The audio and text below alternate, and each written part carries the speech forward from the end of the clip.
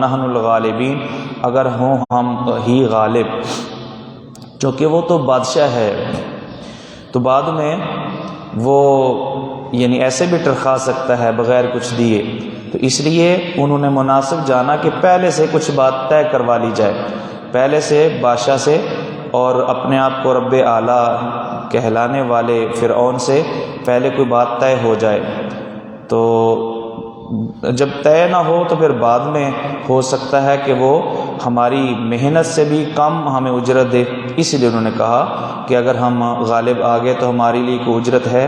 قال نعم، چونکہ فرعون کو تو اپنی پڑی ہوئی تھی، اپنی حکومت اس کو خطرے میں نظر آ رہی تھی، اس نے کہا ہاں ہاں صرف اجرت نہیں، وَإِنَّكُمْ إِذًا لَّمِنَ الْمُقَرَّبِينَ، بے شک اس وقت تو ہوگے تو مقربین میں سے، تمہیں عہدے بھی ملیں گے، وزارتیں بھی ملیں گی، تم مقربین میں سے ہو جاؤ گے۔ قال لهم موسیٰ، ان سے کہا موسیٰ علیہ السلام نے، القوا ما انتم ملقون، مناظرہ باقاعدہ شروع ہو چکا ہے۔ میدان مناظرہ کے اندر ایک طرف موسیٰ صلوات اللہ علیہ اللہ کی مدد اور توفیق کے ساتھ کھڑے ہیں، اور دوسری طرف جادوگر ہیں جو سینکڑوں اور ہزاروں کی تعداد میں ہیں۔ ان سے موسیٰ نے کہا القوا ما انتم ملقون، ڈالو جو تم ہو ڈالنے والے۔ اور پیچھے ہم پڑھ کے آئے ہیں کہ انہوں نے خود کہا تھا جادوگروں نے کہ آپ سب سے پہلے ڈالتے ہیں یا کہ ہم ڈالیں، تو آپس میں بہرحال دونوں نے طے کر لیا۔ انہوں نے یہ سوال کیا ہوگا تو موسیٰ نے کہا چلیں ٹھیک ہے تم ہی ڈالو جو تم ہو ڈالنے والے۔ جی، تو یہ ممکن ہے کہ اس وقت جو یعنی جادوگروں کا بہت بڑا جادو ہو تو وہ اسی یعنی سانپ اپنا دوسرا لاٹھی کو یا رسی کو سانپ بنا دینا، یہ عام طور پہ اس وقت کرتب جادوگروں کا چلتا ہوگا، اسی لیے انہوں نے کہا کہ القوا ما انتم ملقون۔ ملقون اصل میں تھا ملک کے یون، تو یا جو ہے ما قبل کسرہ اس کے بعد واو ہے تو اس کو جو ہے نا یعنی گرا دیا گیا ہے ساکن کر کے۔ جی، تو موسیٰ علیہ السلام نے ان کو کیوں یہ کہا کہ تم پہلے ڈالو؟ جی، تو اس لیے تاکہ معلوم ہو کہ اتنے بڑے بڑے نامی گرامی یہ جادوگر جو مقابلے میں آئے ہوئے ہیں موسیٰ ان سے ڈرنے والا نہیں ہے، اور دوسری بات یہ ہے تاکہ وہ جب مل کر اپنے جادو کا کرتب دکھائیں تو ایک ہی بار ان کا جادو جب فیل ہو جائے گا تو لوگوں کے لیے ان کا باطل ہونا جلد سمجھ آ جائے گا اور ان کا غرور خاک میں مل جائے گا۔ فَأَلْقَوْا حِبَالَهُمْ وَعِصِيَّهُمْ، انہوں نے ڈالی اپنی رسیاں، وَعِصِيَّهُمْ اور اپنی لاٹھیاں، وَقَالُوا بِعِزَّةِ فِرْعَوْنَ، انہوں نے کہا فرعون کے اقبال کی قسم، فرعون کی عزت کی قسم، با جو ہے یہ قسم کے لیے، انہوں نے فرعون کو ماننے والے تھے، انہوں نے فرعون کی قسم اٹھانی تھی۔ اِنَّا لَنَحْنُ الْغَالِبُونَ، ان کو اپنے غلبے پر اتنا یقین تھا کہ وہ قسمیں اٹھا رہے تھے کہ آج تو بازی ہماری ہی ہے، آج ہم ہی ہوں گے کامیاب ہونے والے۔ فَأَلْقَى مُوسَىٰ عَصَاهُ، تو ڈالا موسیٰ نے اپنی لاٹھی کو، فَإِذَا هِيَ، تو اچانک یہ ہوا کہ تلقف، وہ لاٹھی نگلنے لگی، ما یافکون، اس چیز کو جو انہوں نے جھوٹ گھڑا تھا، افک جھوٹ کو کہتے ہیں، جو انہوں نے جھوٹ موٹ یہ سانپ بنائے تھے، کیونکہ یہ وہ انہوں نے لاٹھیوں کو یا رسیوں کو سانپ نہیں بنایا تھا بلکہ سحروا اعین الناس، انہوں نے لوگوں کی آنکھوں پر جادو کیا تھا اور لوگوں کو یہ محسوس ہو رہا تھا کہ یہ سانپ ہیں۔ فَأُلْقِيَ السَّحَرَةُ سَاجِدِينَ، تو بے اختیار گر پڑے جادوگر سجدے میں۔ القیا فعل مجہول استعمال کیا گیا، میں نے اس کی طرف اشارہ کیا تھا کہ یعنی اس منظر کو دیکھ کے ان کو موسیٰ صلوات اللہ علیہ کی صداقت پر اس قدر گہرا یقین ہو گیا کہ یہ جادو نہیں ہو سکتا، یہ معجزہ ہی ہو سکتا ہے، کہ ان کے اختیار میں نہ رہا کہ کیا کیا جائے، وہ بے اختیار ہو کے، جس طرح کوئی بندہ دھکے سے کسی سے کوئی کام کرواتا ہے نا، اسی طرح وہ فوراً سجدے میں گر پڑے۔ قالوا آمنا برب العالمین، انہوں نے کہا ہم رب العالمین پر ایمان لائے، رب موسیٰ و ہارون۔ جب رب العالمین کہا تو اس میں یہ وہم پیدا ہو سکتا تھا کہ فرعون بھی تو اپنے آپ کو رب العالمین کہتا ہے، انہوں نے ساتھ ہی وضاحت فرما دی رب موسیٰ و ہارون، یہاں فرعون مراد نہیں ہے، موسیٰ اور ہارون کا رب مراد ہے۔ قالا، تو فرعون یہ دیکھ کے آگ بگولا ہو گیا، کہا آمنتم لہو قبل ان آذن لکم۔ قبل کا معنی بغیر، یعنی تم اس پر ایمان لے آئے ہو بغیر اس کے کہ میں تم کو اجازت دوں، میری اجازت کے بغیر تم اس پر ایمان لے آئے ہو۔ اِنَّهُ لَكَبِيرُكُمْ الَّذِي عَلَّمَكُمُ السِّحْرَ، یہ ہے تمہارا بڑا، یہ تمہارا جو ہے گرو ہے، الَّذِي عَلَّمَكُمُ السِّحْرَ، جس نے تم کو سکھایا ہے جادو۔ لگتا ہے کہ تم اس کے شاگرد ہو، اور ظاہر ہے کہ اس شاگرد جتنا مرضی ماہر ہو استاد کی تو بےزتی نہیں کروائے گا نا، تو اس لیے تم نے لگتا ہے کہ یہ پہلے سے آپس میں کوئی میٹنگ کر کے استاد کو جتوانے کی کوشش کی ہے۔ فَلَسَوْفَ تَعْلَمُونَ، بس ان قریب ہی تم جان لو گے کہ میں تمہارے ساتھ کیا کرتا ہوں، اور کیا کرتا ہوں اس کی طرف اس نے اشارے بھی کر دیے۔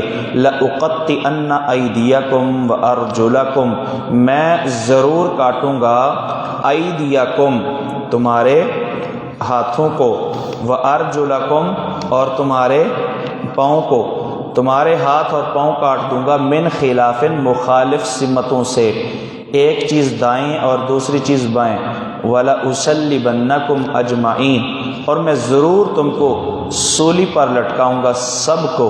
قالوا لا ضیرہ، انہوں نے کہا کوئی ضرر نہیں، کوئی نقصان نہیں، کوئی حرج نہیں، لا ضیر کوئی حرج نہیں، کوئی ڈر اور خوف نہیں ہے۔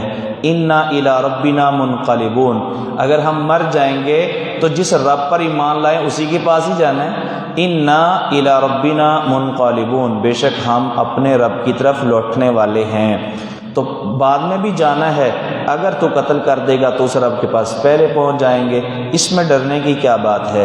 انا نطمع، ہمیں یقین ہے، امید ہے، ان یغفر لنا ربنا خطایانا، یہ کہ معاف کرے گا ہمارے لیے ہمارا رب ہماری خطائیں، غلطیاں، پیچھے جو ہو چکا وہ ہم نے بہت بڑا جرم اور بہت بڑی خطا کی ہے، ہمیں ہمارے رب سے امید ہے کہ اگر یہ جان کی چھوٹی سی قربانی دے دیں گے تو اس کے بدلے میں اللہ تعالی ہماری وہ ساری خطائیں معاف کر دے گا۔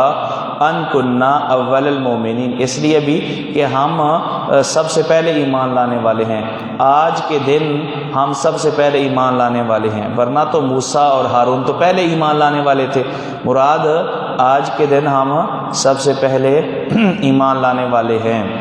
تو فرعون کی قوم مسلمان نہیں ہوئی تھی، ان میں سے انہوں نے سب سے پہلے اسلام قبول کر کے سبقت حاصل کی۔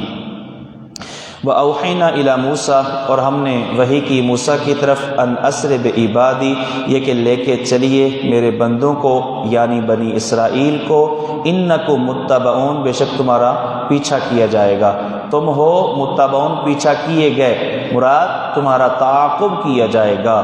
اللہ نے پہلے یہ وضاحت فرما دی کہ تم نکلو گے تمہارا تعاقب ضرور ہونا ہے۔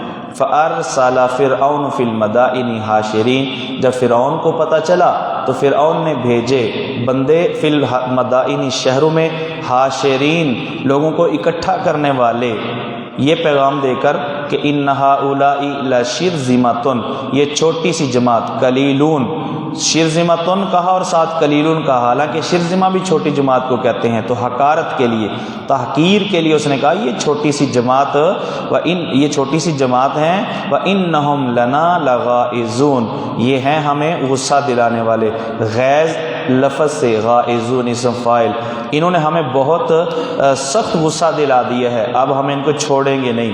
وَإِنَّا لَجَمِيعٌ حَاذِرُونَ، اور بے شک ہم ہیں سب حاضرون، محتاط، چکنا، یہ نہیں ہے کہ یہ ہم سے بچ جائیں گے، ہم بڑے محتاط ہیں، ہم پوری طرح باخبر ہیں، سوئے ہوئے نہیں ہیں۔ حاضرون کے دو معنی ہیں، ایک معنی محتاط، چکنا، اور دوسرا اس احتیاط کی بنا پر مسلح، اسلحہ پہننے والے، پوری طرح تیار۔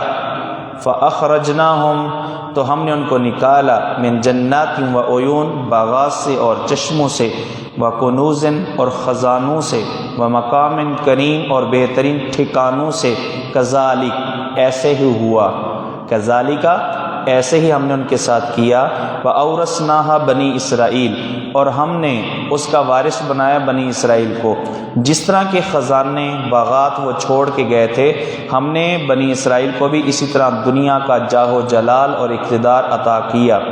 البتہ یہ مصر کے اندر جو یہ ان کی چیزیں تھیں، یہ معلوم یہ ہوتا ہے کہ یہ حضرت موسیٰ علیہ السلام کے ساتھ قوم واپس مصر نہیں آئی تھی، تو لہٰذا یہ مراد یہ ہے کہ اس طرح کہ ہم نے بنی اسرائیل کو یہی چیزیں ہم نے بنی اسرائیل کو یہاں سے نکل جانے کے بعد عطا کیں۔ اور سورہ دخان میں یہ اشارہ ہے کہ یہ ان جائیدادوں کے مالک یہی لوگ نہیں تھے، بنی اسرائیل کے لوگ جو نکلے تھے وہ نہیں تھے، کیونکہ وہاں اللہ نے فرمایا وَأَوْرَثْنَاهَا قَوْمًا آخَرِينَ، اور قوم تھی جو ان کے ان خزانوں اور باغات کی مالک بنی۔ اور یہ بھی ہو سکتا ہے کہ حضرت موسیٰ علیہ السلام کے زمانہ میں بنی اسرائیل سارے تو واپس نہیں آئے، لیکن کچھ لوگ اہل ایمان واپس آئے ہوں اور وہ یہاں آ کر کے وارث ہو گئے ہوں، اور یہ بھی ممکن ہے کہ بعد میں خاص طور پہ داؤد علیہ السلام کے زمانے میں یہ لوگ واپس آئے ہوں اور ان چیزوں کے وارث ہو گئے ہوں۔ واللہ اعلم بالصواب۔ فَأَتْبَعُوهُمْ مُشْرِكِينَ انہوں نے ان کا پیچھا کیا سورج نکلتے ہی، سورج جب نکل گیا تو انہوں نے روشنی میں پیچھا کیا۔ اللہ کی شاید یہ حکمت تھی کہ رات کے اندھیرے میں نہیں بلکہ دن کے اجالے میں ان کو ڈبونا ہے، تاکہ سارے لوگ یہ منظر دیکھیں، بنی اسرائیل بھی دیکھیں اور وہ بھی اپنا انجام جو ہے کھلی آنکھوں سے دیکھ لیں۔ فلما ترا الجمعانی، پس جب ایک دوسرے کو دیکھا، الجمعان دونوں جماعتوں نے، بنی اسرائیل نے بھی اور فرعونیوں نے بھی جب ایک دوسرے کو دیکھا تو جو بنی اسرائیل کے لوگ تھے وہ ڈرنے لگ گئے۔ قال اصحاب موسیٰ، موسیٰ کے ساتھیوں نے کہا انا لمدرکون، ہم تو یقیناً اب پکڑے گئے ہیں، مدرکون پا لیے گئے، مراد یہ ہے کہ اب ہم پکڑے جائیں گے۔ قال کلا، حضرت موسیٰ نے فرمایا ہرگز نہیں۔ اتنے یقین کے ساتھ انہوں نے یہ بات کیسے کہی؟ کیونکہ رب نے ان کو بتا دیا تھا کہ تم کامیاب ہو جاؤ گے۔ ان معی ربی سیہدین، بے شک میرے ساتھ ہے میرا رب، میرے ساتھ ہے میرا رب۔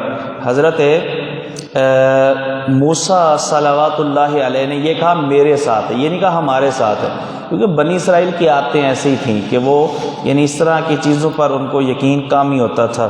جبکہ نبی کریم صلی اللہ علیہ وسلم نے غار ثور کے اندر فرمایا تھا ان لا تحزن ان اللہ معنا، وہاں پر مایا نہیں فرمایا، کیونکہ نبی پاک صلی اللہ علیہ وسلم کے مشن پر پوری طرح ابو بکر صدیق بھی گامزن تھے، اور جو سوچ نبی کی تھی وہی سوچ ابو بکر صدیق کی تھی، اور جس طرح کا یقین اور اعتماد نبی پاک کو تھا اسی طرح کا اعتماد اور توکل اور یقین حضرت ابو بکر صدیق کو بھی تھا۔ انما یا ربی سیہدین، بے شک میرے ساتھ میرا رب ہے، سیہدین وہ میری رہنمائی کرے گا، یعنی اب مجھے وہ بتائے گا کہ کیا کرنا ہے، میری رہنمائی کرے گا، یعنی اب نجات کا رستہ کیا ہے وہ وہی مجھے بتائے گا۔ فاوحینا الی موسیٰ، چنانچہ اللہ نے رہنمائی کرنے کے لیے وحی کی ہم نے موسیٰ کی طرف، انضرب بعصاک البحر، یہ کہ ماریے اپنی لاٹھی کو سمندر میں، فانفلق، قصہ مختصر، بات مختصر، یعنی ہر بات ذکر کرنا، کچھ باتیں خود سمجھ آ رہی ہوتی ہیں اس لیے ایک ایک چیز ایک ایک جملہ نہیں ذکر کیا جاتا، اختصار کو مد نظر رکھتے ہوئے صرف اہم چیزیں ذکر کی جاتی ہیں۔ تو لاٹھی انہوں نے ماری، اس کا تذکرہ نہیں ہے لیکن سمجھ آ رہا ہے۔ تو موسیٰ صلوات اللہ علیہ نے لاٹھی ماری، فانفلق، تو سمندر کا پانی پھٹ گیا، فکان کل فرقن، تو ہو گیا سمندر کا ہر ٹکڑا، پانی رک گیا، ادھر کا پانی ادھر اور ادھر کا پانی ادھر، تو ہر ٹکڑا ہو گیا کالطود العظیم، بڑے پہاڑ کی طرح، تود پہاڑ، بڑے پہاڑ کی طرح ہو گیا، یعنی پانی رک گیا اور ایک پانی کا ایک بہت بڑا ریلا اکٹھا ہو گیا اور اس میں سے رستے بن گئے۔ اور کہا یہ جاتا ہے کہ چونکہ 12 قبیلے تھے، جس طرح 12 چشمے ان کے لیے جاری ہوئے، یہاں 12 رستے ہی ان کے لیے جاری ہوئے، 12 رستے اللہ تعالیٰ نے ان کے لیے بنا دیے۔ اور مفسرین نے تو اور بھی بہت ساری باتیں لکھی ہیں کہ وہ رستوں کے دونوں طرف دیواریں تھیں تاکہ پانی کو دیکھ کے ان کو ڈر نہ لگے، اور دیواروں میں سوراخ بھی تھے تاکہ ایک دوسرے سے باتیں کرتے جائیں۔ یہ پتہ نہیں یہ کہاں سے انہوں نے یہ باتیں معلوم کی ہیں۔ وَأَزْلَفْنَا ثَمَّ الْآخَرِينَ، اور ہم قریب لے آئے، ثم وہاں، الآخرین فرعونیوں کو، جو دوسرے تھے نا، دوسرے پیچھے آنے والے، ان کو ہم وہاں تک لے آئے، کیونکہ اللہ نے ڈبونا تھا نا اسی پانی کے اندر۔ وَأَنْجَيْنَا مُوسَىٰ، اور ہم نے نجات دی موسیٰ کو، وَمَن مَّعَهُ أَجْمَعِينَ، اور جو ان کے ساتھ تھے سب کو ہم نے نجات دی۔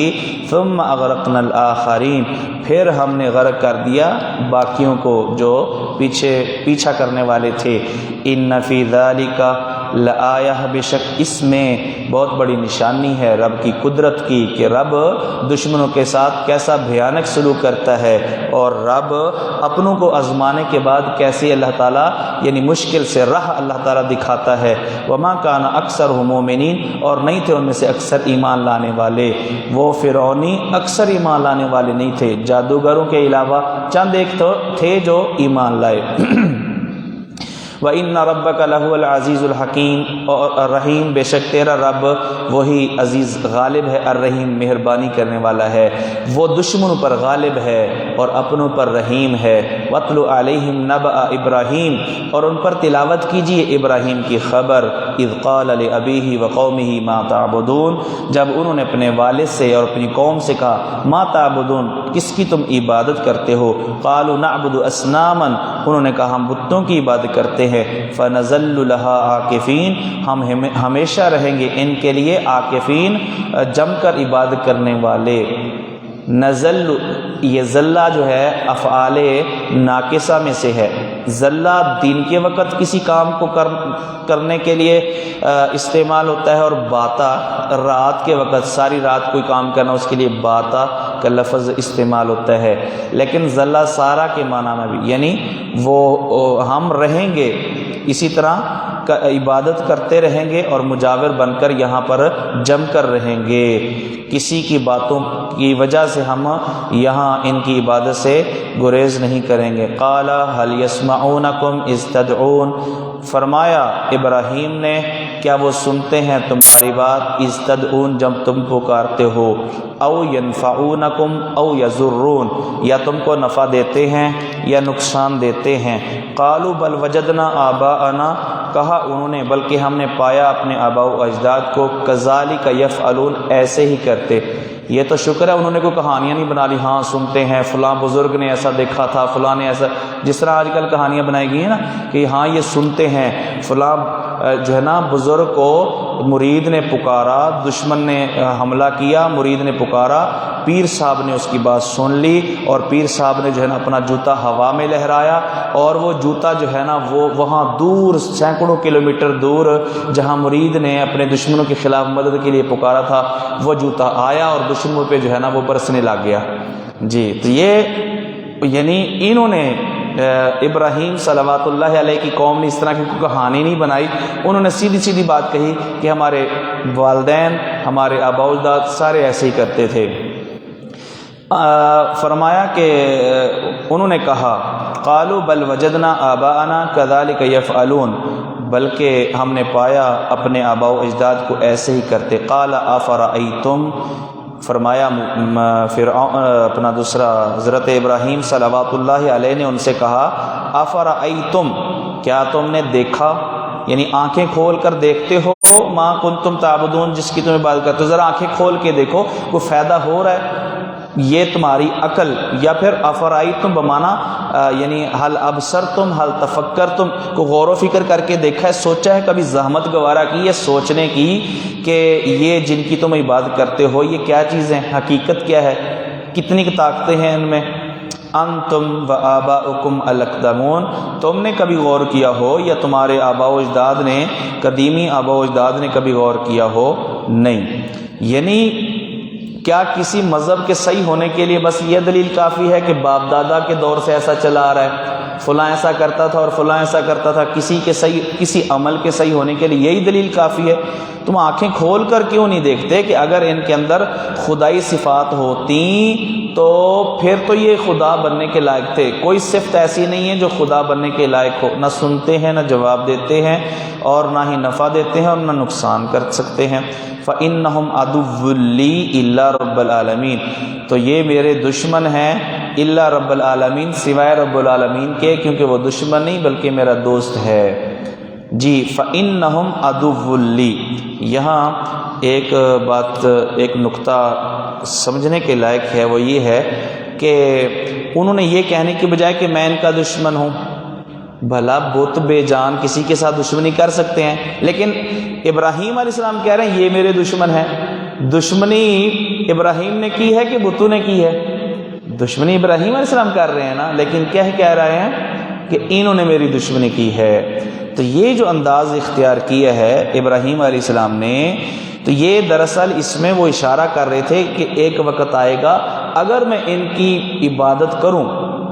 کہنا اصل میں ابراہیم علیہ السلام یہ چاہتے تھے کہ قیامت کے دن آج یہ تمہارے دوست ہیں نا، قیامت کے دن یہ تمہارے دشمن بن جائیں گے، کیونکہ وہاں پر اللہ تعالیٰ نے فرمایا نا سورہ احقاف میں کہ وَإِذَا حُشِرَ النَّاسُ كَانُوا لَهُمْ أَعْدَاءَ وَكَانُوا بِعِبَادَتِهِمْ كَافِرِينَ، کہ جب قیامت کا دن قائم ہوگا تو پھر یہی جن کی عبادت کی جاتی ہے مشکل کشا سمجھا جاتا ہے، الہ سمجھا جاتا ہے، یہ انکار کر دیں گے عبادت کا، بلکہ دشمن ہو جائیں گے۔ تو یعنی اچھا یہ اگر کہتے ہیں کہ یہ تمہارے دشمن ہو جائیں گے، انہوں نے غصہ کرنا تھا، تو دعوت میں رکاوٹ پیدا ہو جانی تھی، اس لیے یہ کہہ کے میرے دشمن ہے، اشارہ یہی کیا کہ یہ تمہارے دشمن ہوں گے قیامت کے دن۔ ایک اس کا یہ مطلب ہے، اور دوسرا مطلب اس کا یہ بیان کیا جاتا ہے کہ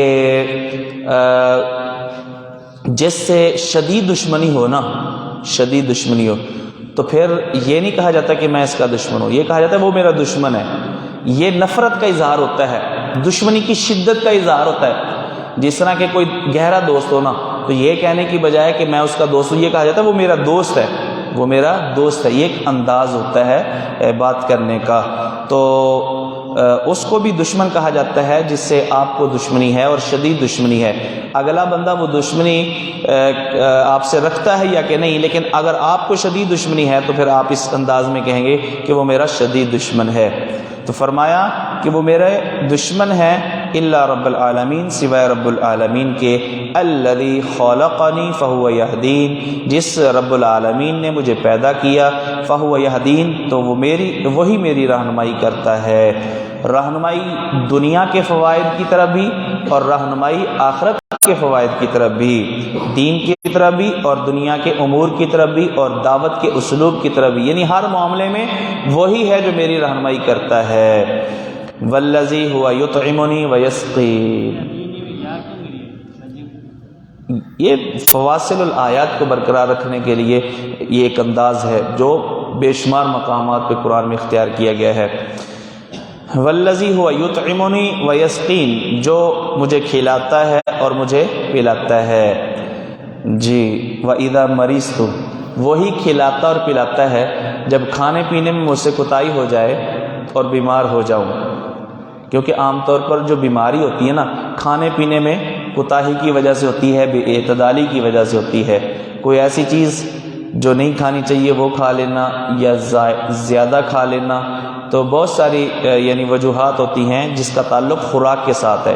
بلکہ بعض حکیم حضرات تو یہ بھی کہتے ہیں کہ اگر فوت ہونے والے زندہ ہو جائیں اور ان سے پوچھا جائے کہ تمہاری موت کا سبب کیا بنا، اکثر یہی کہیں گے کہ کھانا پینا، زیادہ کھانا پینا، بد ہضمی، اس خوراک کو ہی وہ جو ہے نا اپنی موت کا سبب قرار دیں گے۔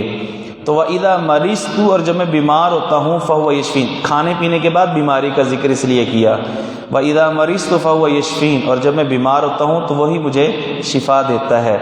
جی وہی مجھے شفا دیتا ہے، اگرچہ ہم بس اوقات دوائی کھاتے ہیں تو ٹھیک ہو جاتے ہیں، گولی کھاتے ہیں، کوئی سیرپ پیتے ہیں تو ٹھیک ہو جاتے ہیں، لیکن پھر بھی ہم یہی کہیں گے کہ شفا وہی دیتا ہے، کیونکہ اس گولی کے اندر تاثیر کس نے پیدا کی ہے، اس سیرپ کے اندر تاثیر کس نے پیدا کی ہے، ورنہ وہی گولی اسی بیماری والا دوسرا بندہ بھی استعمال کرتا ہے لیکن ٹھیک نہیں ہوتا۔ تو وجہ یہ ہے کہ اس کے لیے اللہ تعالیٰ نے اس کے اندر شفا رکھی ہے اور اس کے لیے نہیں رکھی. جس کے لیے رکھی اس کو شفا مل گئی ہے اور جس کے لیے نہیں رکھی اس کو شفا نہیں ملی. یہاں پر ایک اور ادب جو ابراہیم صلوات اللہ علیہ کی کلام سے ہمیں معلوم ہوتا ہے وہ یہ ہے کہ انہوں نے بیماری کی نسبت اپنی طرف کی ہے.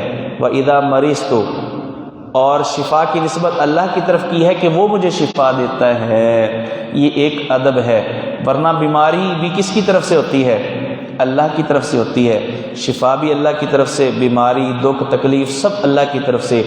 لیکن ہمیں یہ تعلیم ہے، ادب کا تقاضا یہ ہے کہ جو شر ہے، جو نقصان ہے، اس کی نسبت اللہ کی طرف نہ کی جائے. چنانچہ صحیح مسلم میں ایک دعا کے اندر یہ الفاظ سکھائے گئے ہیں، وَالشَّرُّ لَيْسَ إِلَيْكَ وَالشَّرُّ لَيْسَ إِلَيْكَ. صحیح مسلم حدیث نمبر 771. ورنہ خیر اور شر کا خالق اللہ تعالیٰ ہی ہے.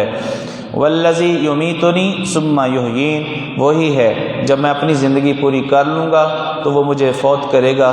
ثم یحیین، پھر جب قیامت قائم ہونے کا ٹائم آئے گا تو وہ مجھے زندہ کرے گا. یہ اللہ تعالیٰ کی صفات ذکر کی. والذی اطمع ان یغفر لی خطیئتی. اب یہاں سے دعا، والذی وہ ہستی، اطمع مجھے یقین ہے، ان یغفر لی کہ وہ مجھے معاف کرے گا، خطیئتی میری خطا، یوم الدین بدلے کے دن، قیامت کے دن. اچھا، یہاں پر دعا کا بھی ادب سکھایا گیا ہمیں کہ جب اللہ سے دعا کرنی ہے پہلے اللہ کی صفات ذکر کرنی ہے. اللہ تو بڑا غفور رحیم ہے، تیرے پاس ساری طاقتیں تیرے پاس ہیں، تو چاہے تو ساری بیماریاں دور کر دے، تو چاہے تو زکریا کو بڑھاپے کے اندر بیٹا دے دے، تو چاہے تو ایسا کرے، تیری یہ طاقت ہے، تو حی ہے، تو قیوم ہے، تو رزاق ہے. تو ابراہیم صلوات اللہ علیہ نے بھی پہلے اللہ تعالیٰ کی صفات کی، میرا رب وہ ہے جو ایسا کرتا ہے اور ایسا کرتا ہے اور ایسا کرتا ہے، اور پھر آگے دعا کو ذکر کیا کہ مجھے اس رب سے یقین ہے. یہ دراصل ایک دعا ہے. آگے واضح الفاظ میں کہا، رب حب لی حکما والحقنی بالصالحین. خطیئتی، یہ خطا سے کیا مراد ہے؟ اصل میں انبیاء کرام جو انتہائی زیادہ اللہ تعالیٰ کے برگزیدہ اور پرہیزگار اور ابرار اور نیک اور صالحین میں سے ہوتے ہیں، اپنے بعض افعال کو، جو افعال صرف خلاف اولا ہوتے ہیں، ان کو بھی وہ اپنی غلطی سمجھ رہے ہوتے ہیں، ان کو اپنی غلطی سمجھ کر اللہ تعالیٰ کے حضور معافی کو طلب کر رہے ہوتے ہیں. رب حب لی حکمن، اے میرے رب مجھے عطا کر حکمن، حکمت. حکمن میں بہت ساری چیزیں آ جاتی ہیں، علم، فہم، قوت فیصلہ، نبوت، رسالت اور احکام شریعت کی پہچان اور معرفت، ساری چیزیں آ گئیں. وَأَلْحِقْنِي بِالصَّالِحِينَ، اور مجھے ملا صالحین کے ساتھ. اندازہ لگاؤ کہ اللہ کا پیغمبر بھی صالحین کی صحبت کا سوال کر رہا ہے. ہمارے لیے بھی یہی تعلیم ہے کہ ہمیں یہ دعا کرنی چاہیے کہ اے اللہ دنیا میں بھی ہمیں نیک لوگوں کا ساتھ نصیب فرما اور آخرت میں بھی ہمیں نیک لوگوں کا ساتھ نصیب فرما. وَأَلْحِقْنِي بِالصَّالِحِينَ، دنیا آخرت میں صالحین کے ساتھ مجھے ملا دے. صالحین میں نبی بھی ہیں نا، ضروری تو نہیں کہ ان کا درجہ زیادہ ہے تو اس لیے جو صالحین گزر چکے، بے شک وہ درجے میں کام ہی کیوں نہیں، لیکن ان کا جو ہے نا اللہ تعالیٰ سے تعلق، یعنی یہ ایسی چیز ہے کہ یعنی ان کے ساتھ ملنے کی دعا پیغمبر بھی کر رہے ہیں. اور صالحین میں صرف اور صرف یعنی اولیاء صالحین مراد نہیں ہے، انبیاء بھی اس میں داخل ہیں. یوسف علیہ السلام کی بھی دعا اللہ تعالیٰ نے سورہ یوسف میں نقل کی ہے. انہوں نے اللہ سے دعا کی تھی کہ توفنی مسلمن والحقنی بالصالحین واجعل لی لسان صدق فی الآخرین. اور اے اللہ تو بنا میرے لیے لسان صدق، ذکر خیر، فی الآخرین بعد میں آنے والے لوگوں میں، جو بعد میں لوگ آئیں اے اللہ میرا اچھے انداز سے تذکرہ کریں، میرا اچھے انداز سے تذکرہ کریں. اور اللہ تعالیٰ نے باقی دعاؤں کے ساتھ یہ دعا بھی اس انداز سے قبول فرمائی کہ یہودی ہو، عیسائی ہو، وہ مشرکین مکہ کے لوگ ہوں یا کوئی اور ہو، ابراہیم کی طرف اپنی نسبت کو وہ شرف محسوس کرتے ہیں اور ان کا نام احترام سے لیتے ہیں اور ان کے فضائل اور مناقب کو بیان کرتے ہیں، کیونکہ اللہ نے ان کی دعا قبول کر لی۔ امام مالک رحمۃ اللہ علیہ انہوں نے یہاں سے استدلال کیا ہے کہ اگر کوئی بندہ دل میں یہ خواہش کرتا ہے کہ اے اللہ میرا تذکرہ خیر ہو لوگوں میں، لوگ اچھے نام سے مجھے یاد کریں، تو یہ خواہش رکھنا کوئی معیوب نہیں ہے۔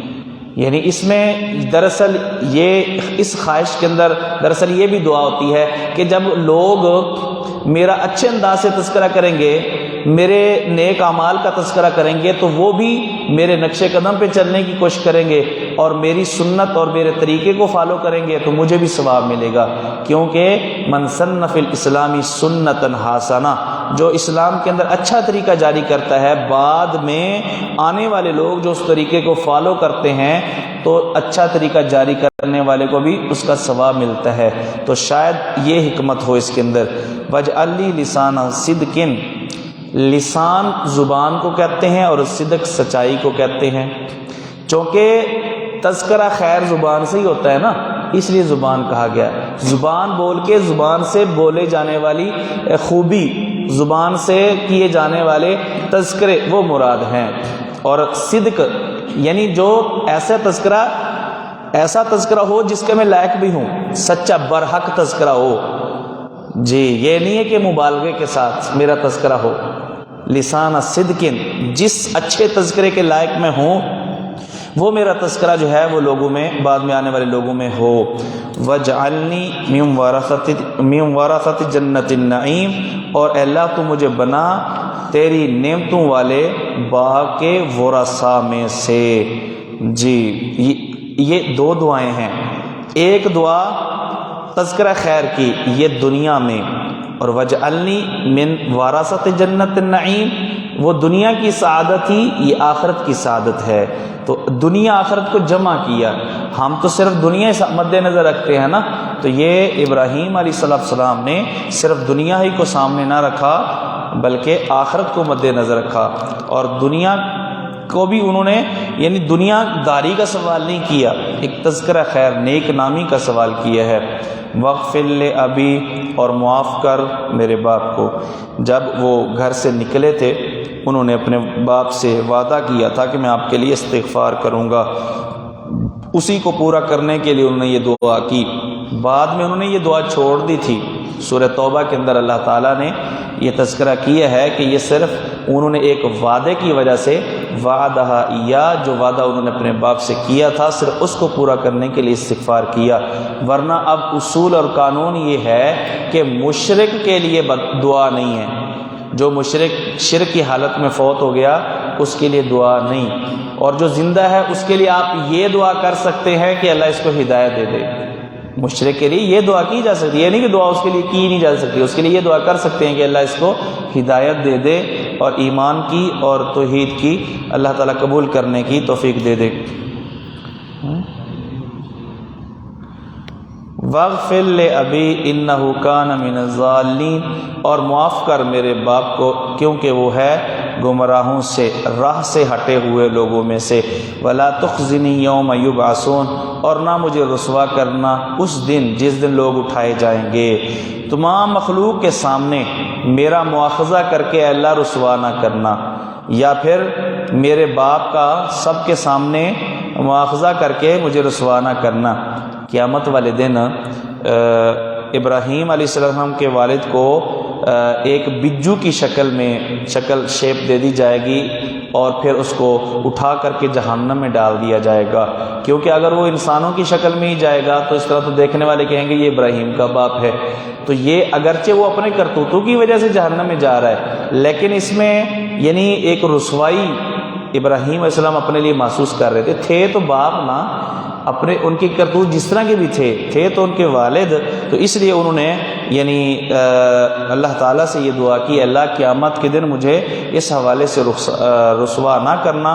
اللہ تعالیٰ نے یہ دعا ان کی اس انداز میں قبول کی، معافی تو ہو نہیں سکتی، تو اس لیے ڈالنا تو ہے ہی، لیکن اللہ نے شکل بدل دی۔ صحیح البخاری حدیث نمبر 3350۔ حدیث میں جب آ گیا نا ہمیں یہ امت محمد کا تو پتہ چل گیا وہ تو جب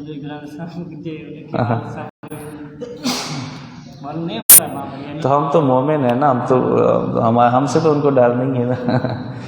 یوم لا ینفع مال ولا بنون، جس دن نہیں نفع دے گا مال اور اولاد، قیامت کے دن نہ مال کام آئے گا اور نہ ہی رشتہ داریاں، خاص طور پہ اولاد، الا من اتی اللہ بقلب سلیم، مگر جو اللہ کے پاس آئے گا قلب سلیم کے ساتھ۔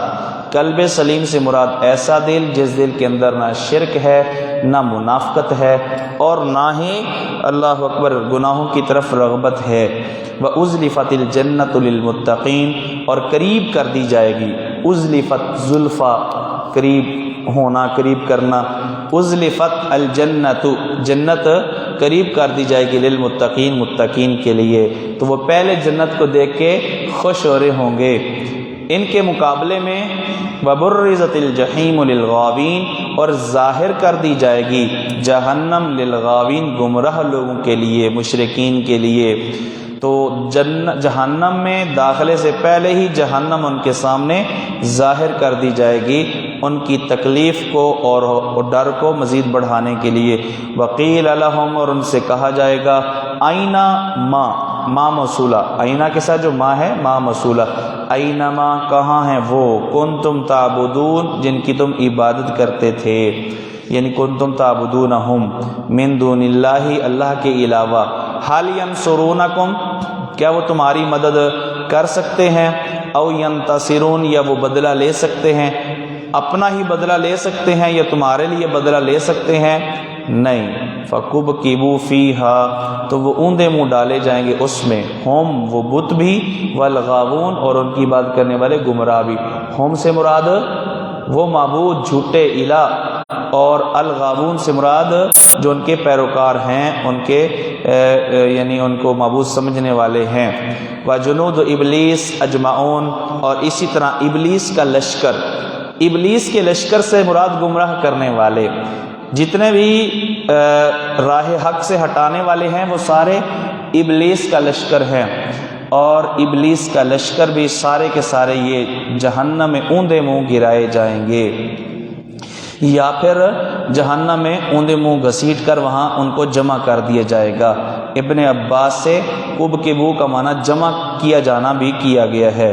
قالوا وہم فیہا یختصمون، تو وہ کہیں گے جب کہ وہ جہنم میں جھگڑا کر رہے ہوں گے آپس میں، تاللہ ان کننا لفی ضلال مبین، اللہ کی قسم ان کننا، یہ ان جو ہے کون سا ہے، ان مخفف، بے شک ہم تھے لفی ضلال مبین، کھلی گمراہی میں، اذ نسویکم برب العالمین، جب ہم تم کو برابر ٹھہرا رہے تھے رب العالمین کے، ہم نے رب العالمین کے برابر ٹھہرا کر خدائی صفات تم میں تسلیم کر کے ہم نے جو ہے گمراہی والا رستہ اختیار کیا، بہت بڑا جرم کیا ہم نے۔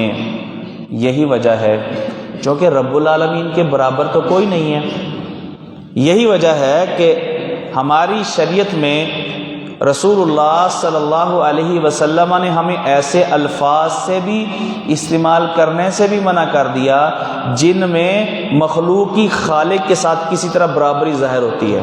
ایسے الفاظ بھی ہمیں نہیں بولنے چاہیے جس سے مخلوقی اللہ کے ساتھ کوئی برابری کا شائبہ ہو۔ چنانچہ رسول اللہ صلی اللہ علیہ وسلم نے ارشاد فرمایا، لا تقولوا ما شاء اللہ وشاء فلان، لا تقولوا ما شاء اللہ وشاء فلان ولکن قولوا ما شاء اللہ ثم شاء فلان، کسی کی چاہت کو رب کی چاہت کے برابر نہ کرو، بلکہ یہ کہو کہ پہلے رب کی چاہت پھر کسی اور کی چاہت، برابر نہ کرو۔ اور اسی طرح یہ سنن ابی داود کی روایت ہے 4980 نمبر، اور اسی طرح ایک اور روایت میں بھی جو امام بخاری رحمہ اللہ کی الادب المفرد کے اندر ہے کہ آپ سے جب پوچھا گیا آپ نے ایک بندے نے ما شاء اللہ و شئتا کہا، ما شاء اللہ و شئتا کہا، رسول اللہ صلی اللہ علیہ وسلم نے اس کو تنبیہ فرمائی اور فرمایا اجعلتنی للہ ندن، اللہ کے برابر ٹھہرا دیا ہے، اللہ کا شریک ٹھہرا دیا ہے کہ تو کہتا ہے کہ جو رب چاہے اور رسول چاہے، جس طرح آج کل لوگ کہتے ہیں نا رب رسول جانے، رب رسول جس طرح چاہے، نہیں، آپ نے فرمایا اجعلتنی للہ ندن، کیا تو نے رب کا مجھے شریک بنا دیا ہے؟ تو آپ نے اس کو تعلیم دی، کیا کہنا ہے؟ قل ما شاء اللہ وحدہ، قل ما شاء اللہ وحدہ، اللہ اکبر۔ تو یہ ہمیں ادب سکھایا گیا ہے کہ اس طرح کی باتیں۔ تو آج ہم کیا کرتے ہیں، ہم اللہ کی طرح مخلوق کو بھی عالم الغیب سمجھتے ہیں، اللہ کی طرح مخلوق کو بھی مشکل کشا سمجھتے ہیں، اور اللہ کی طرح ہم مخلوق کو بھی بیٹے دینے والا، اولاد دینے والا، رزق دینے والا سمجھتے ہیں، بلکہ اللہ کو چھوڑ کے برابر نہیں، شاید اللہ کو تو وہ ہم نے جو ہے نا وہ ویسے ہی معطل کیا ہوا ہے، ہم تو سارے اختیارات انہی کے پاس سمجھتے ہیں، اور یہ سمجھتے ہیں کہ اللہ تعالیٰ نے ان کو اختیارات دے کے ان بزرگوں کو اللہ تعالیٰ جو ہے وہ چھٹی پہ ہے۔ ایسا نہیں ہے، اللہ تعالیٰ نے اپنی خدائی کے اندر، اپنے اختیارات کے اندر کسی کو شریک نہیں کیا، اور دنیا کا نظام چلانے کے لیے، لوگوں کی ضروریات پوری کرنے کے لیے اللہ کو کسی کی معاونت کی ضرورت نہیں ہے۔ یہ اللہ کے لیے مثالیں بیان کرنا کہ چھت پہ چڑھنا وہ سیڑھی کی ضرورت ہے، یہ ہے وہ، کچھ تو ڈائریکٹ مانگتے ہیں، کچھ کہتے ہیں وسیلے کی ضرورت ہے۔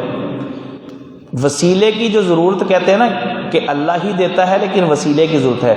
جو ڈائریکٹ پیروں سے مانگتے ہیں، بزرگوں سے مانگتے ہیں، وہ زیادہ خطرناک ہیں، لیکن طریقہ کار ان کا بھی غلط ہے، جو کہتے ہیں کہ بزرگوں کے وسیلے سے مانگنا ہے۔ بہرحال وما اضلنا الا المجرمون، انہوں نے یہ کہا کہ نہیں ہمیں گمراہ کیا مگر مجرمین نے۔ یہاں مجرمین سے مراد ان کے وڈیرے، ان کے جو ہے نا وہ بڑے لوگ، سردار، اور اسی طرح احبار اور رہبان، ان کے مولوی۔ ہمیں مولوی نے گمراہ کیا کہ ہمیں یہ سبق انہوں نے سکھایا کہ فلاں بھی اللہ کے برابر ہے۔ فما لنا من شافعین، تو نہیں اب ہمارے لیے نہیں ہے کوئی سفارش کرنے والا۔ ہاں کافروں کے لیے سفارش کرنے والا وہاں کوئی نہیں ہوگا، لیکن مومنوں کی شفاعت ہوگی، نبی سفارش کریں گے، فرشتے سفارش کریں گے، اور مومن ایک دوسرے کی سفارش کریں گے، اور اللہ تعالیٰ خود بھی، اللہ تعالیٰ اپنی مرضی سے بھی جہنم سے نکال کے بہت سارے لوگوں کو جنت میں داخل فرمائیں گے۔ ولا صدیق حمیم، اور نہیں ہے ہمارے لیے یہاں کوئی گہرا دوست۔ الاخلاء یومئذ بعضهم لبعض عدو الا المتقین، سورہ زخرف میں اللہ نے فرمایا وہاں دشمنیاں، وہاں دوستیاں دشمنیوں میں بدل جائیں گی، ہاں متقی لوگوں کی، نیک لوگوں کی، اور یہاں دورہ تفسیر کے اندر بیٹھنے والے علماء کرام کی آپس میں دوستیاں برقرار رہیں گی۔ فلو ان لنا کرۃ، کاش ہو ہمارے لیے کرۃ، ایک بار لوٹنا، فنکون من المؤمنین، تو ہم ہو جائیں گے ایمان لانے والے۔ مرنے کے بعد خواہش کریں گے کاش ایک بار موقع مل جائے، ہم پھر ایک ایک لمحہ ایمان کی حالت میں گزاریں گے، یہ وہ تمنا کریں گے۔ کیا تمنا پوری ہوگی؟ نہیں، تمنا ان کی پوری نہیں ہوگی۔ ان فی ذلک لآیہ، بے شک اس میں نشانی ہے، اس میں نشانی ہے۔ کیا نشانی ہے؟ کہ اس میں سے مراد یہ قوم کو دعوت دینا، یہ یہ واقعات جو اللہ تعالیٰ نے نقل فرمائے ہیں، خاص طور پر یہ ابراہیم علیہ السلام کا واقعہ، اس میں نشانی ہے کہ جو لوگ دنیا کے اندر اللہ کے ساتھ دوسروں کو شریک ٹھہرانے والے ہیں، ان کا انجام بہت برا ہونے والا ہے۔ تو اس طرح کی ان کی ڈگر پر چلنے والے لوگوں کے لیے نشانی ہے، عبرت ہے۔ نشانی سے مراد نشان عبرت، اور اسی طرح مومنوں کے لیے بھی اس اعتبار سے نشانی ہے کہ مومنوں کو حوصلہ ہو جائے کہ ایک آزمائش رب کی طرف سے ضرور آتی ہے، لیکن پھر اس کے بعد والعاقبۃ للمتقین وما کان اکثرهم مؤمنین، اور نہیں تھے ان میں سے اکثر ایمان لانے والے۔ وان ربک لہو العزیز الرحیم، اور بے شک تیرا رب وہی العزیز غالب ہے، تیرا رب ہی غالب ہے، الرحیم مہربانی کرنے والا ہے۔ کذبت قوم نوح المرسلین، تکذیب کی قوم نوح نے رسولوں کی۔ میں نے کل بتایا تھا کہ المرسلین کیوں کہا، کہ ایک رسول کی تکذیب تمام رسولوں کی تکذیب کے مترادف ہے۔ اذ قال لهم اخوهم نوح، جب ان سے ان کے قوم کے ایک فرد نوح نے کہا الا تتقون، کیا تم اللہ سے ڈرتے نہیں؟ اخوہم ان کے بھائی، یہ نسبی تعلق کی طرف اشارہ ہے۔ یہ اور اسی طرح قوم کے دلوں میں بھی ہمدردی کے جذبات پیدا کرنے کے لیے کہ میں تمہارا بھائی ہوں، تمہارے خاندان کا ایک فرد ہوں، لہٰذا تو میرے ساتھ دشمنی نہ کرو بلکہ میری بات تسلیم کرو۔ اور اسی طرح اس میں یہ بھی اشارہ ہے اخوہم کے لفظ میں کہ جس طرح برادری کا کوئی بندہ اپنی برادری کے لیے ہمدردی اور خیر کے جذبات رکھتا ہے، تو نوح علیہ الصلوۃ والسلام کا یہ دعوت دینا خیر خواہی پر مبنی تھا۔ تو یہ خیر خواہی کی وجہ سے ایک برادری کی، رشتہ داری کی جو یعنی خیال ہوتا ہے، اس کی وجہ سے نوح علیہ السلام نے بڑی ہمدردی کے ساتھ اور خیر خواہی کے ساتھ ان کے سامنے یہ بات رکھی، الا تتقون انی لکم رسول امین، بے شک میں ہوں تمہارے لیے ایسا رسول امین جو امانت والا ہے۔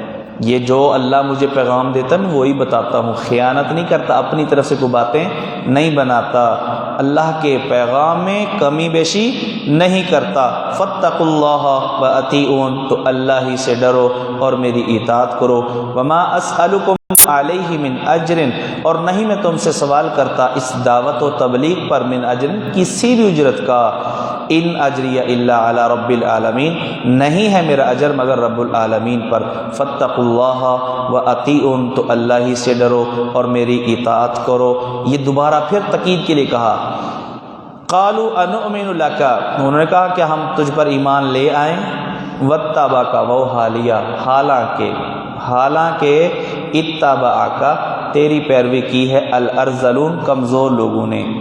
بھائی اس میں کون سی ایسی رکاوٹ والی بات ہے اگر کمزور لوگوں نے پیروی کی ہے؟ یہ تو خوش قسمتی ہے، یہ تو خیر ہے، جس کی قسمت میں ہو اس کو مل جاتا ہے۔ تو یہ ہمیشہ سے ایسا رہا ہے کہ قوموں نے، چونکہ نبیوں کی پیروی کرنے والے عام طور پہ اکثر غریب لوگ، کمتر جو لوگ ہوتے ہیں معاشرے کے اندر، جن کی کوئی ویلیو اور سٹیٹس نہیں ہوتا، عام طور پہ نبی کی پیروی کرنے والے لوگ ایسے ہوتے ہیں، نبی کی پیروی کرنے والے لوگ ایسے ہوتے ہیں۔ تو اسی بات کو قوم کے جو سردار ہوتے تھے وہ اعتراض کے طور پر استعمال کرتے تھے۔ ہرقل کے سامنے، کیسر کے سامنے جب ابو سفیان نے کچھ باتیں ان کے سوالات کے جوابات کے طور پر رکھی، ان سوالوں میں سے ایک سوال یہ بھی تھا ہرقل کی طرف سے جو ابو سفیان سے کیا گیا کہ پیروی کرنے والے لوگ کیسے ہیں۔ جب ابو سفیان نے بتایا کہ کمزور لوگ ہیں، تو ہرقل نے کہا تھا رسولوں کی پیروی کرنے والے یہی لوگ ہوتے ہیں۔ صحیح البخاری میں ہرقل جو ایک عیسائی بادشاہ تھا اور بڑا سمجھدار تھا، اس نے ہسٹری پڑھی ہوئی تھی پہلے نبیوں کی، تو اس نے کہا کہ ہمیشہ ایسا ہی ہوتا ہے کہ رسولوں کی پیروی کرنے والے لوگ ایسے ہی ہوتے ہیں۔ صحیح البخاری حدیث نمبر 7۔ قال وما علمی، تو فرمایا نوح نے مجھے کیا معلوم، بما کانوا یعملون، جو تھے وہ عمل کرتے، جو بھی وہ عمل کرتے تھے مجھے کیا علم وہ کیا عمل کرتے تھے۔ میں نے ان کے کام کو، ان کے پیشے کو نہیں دیکھنا، ان کے خاندان کو نہیں دیکھنا کہ ان کس قوم سے ہے، یہ لوہار، یہ موچی، یہ جناب والا رحمانی، ان کو جو ہے نا ہم نے کلمہ نہیں پڑھانا، ایسا نہیں ہے۔ ہم نے یہ قوم اور برادری کو نہیں دیکھنا، ہم نے پیشے کو نہیں دیکھنا، بلکہ نبی کا کام ہی ہوتا ہے کہ جو بھی خیر کا متلاشی ہو اور نصیحت کے لیے آئے، وہ عبداللہ ابن ام مکتوم ہی کیوں نہ ہو، اگر اس کو بھی نبی اس کی طرف بھی اگر التفات نہیں کرے گا تو اللہ کی طرف سے تنبیہ نازل ہو جاتی ہے۔ جی مجھے اس بات کا مکلف نہیں بنایا گیا کہ میں ان کے خاندان، ان کے حسب نسب اور ان کا امیر اور غریب ہونا یہ چیزیں دیکھوں یا ان کے پیشوں کی تحقیق کروں۔ میری ذمہ داری یہ ہے کہ ایمان کی دعوت دوں، جو قبول کر لے وہ میرا ساتھی بن جائے، اور جو قبول نہ بنے، جو قبول نہ کرے تو پھر وہ جو ہے یعنی میری جماعت سے وہ خارج ہو جائے۔ جی ان حسابہم الا علی ربی، نہیں ہے ان کا حساب مگر میرے رب پر۔ لو تشعرون، کاش تم ہوتے کچھ شعور رکھتے، سمجھتے، اس بات کو سمجھنے کی کوشش کرنے والے ہوتے۔ وما انا بطارد المومنین، اور نہیں ہوں میں دھتکارنے والا، دور کرنے والا مومنوں کو۔ یہ نہیں ہو سکتا کہ ان وڈیروں کی وجہ سے میں ان غریبوں کو چھوڑ دوں۔ افسوس یہ ہے آج ہماری سیاسی ہی نہیں مذہبی جماعتوں کا حال بھی یہ ہے کہ جب امیر لوگ ملتے ہیں تو غریب لوگوں کو پیچھے کر دیا جاتا ہے، جب پیسے والے اور بڑے لوگ ملتے ہیں تو پھر غریب لائق التفات نہیں ہوتے. جی وما انا بطارد المومنین، اور نہیں ہوں میں مومنوں کو دور کرنے والا، دھتکارنے والا، اپنے سے ہٹانے والا. ان انا الا نذیر مبین، نہیں ہوں میں مگر واضح طور پہ ڈرانے والا. قالوا لئن لم تنتہ یا نوح، انہوں نے کہا اگر تو نہ باز آیا اپنی دعوت سے اے نوح، لتکونن من المرجومین، تو ہو جائے گا رجم کیے جانے والوں میں سے. وما علمی میں واو کھلائے لگے، عرب تو اختصار کرتے ہیں. جی یہ عام طور پہ ایسا ہوتا ہے کہ کوئی جملہ محذوف ہوتا ہے تو حرف عطف اس محذوف جملے کی طرف یعنی اشارہ کر رہا ہوتا ہے. ممکن ہے یہاں پر کوئی جملہ جو ہے وہ محذوف ہو، معطوف علیہ. قال ربی ان قومی کذبون، انہوں نے فرمایا اے میرے رب، ان قومی کذبون، بے شک میری قوم نے میری تکذیب کی ہے. یہ رب کو خبر تھوڑی دے رہے ہیں کہ اللہ انہوں نے میری تکذیب کر دی. یہ شکایت ہے اصل میں، یہ رب کو خبر نہیں دی جا رہی بلکہ رب سے شکایت کی جا رہی ہے کہ اے میرا رب میری قوم نے تکذیب کی. یہ شکایت انہوں نے کب کی؟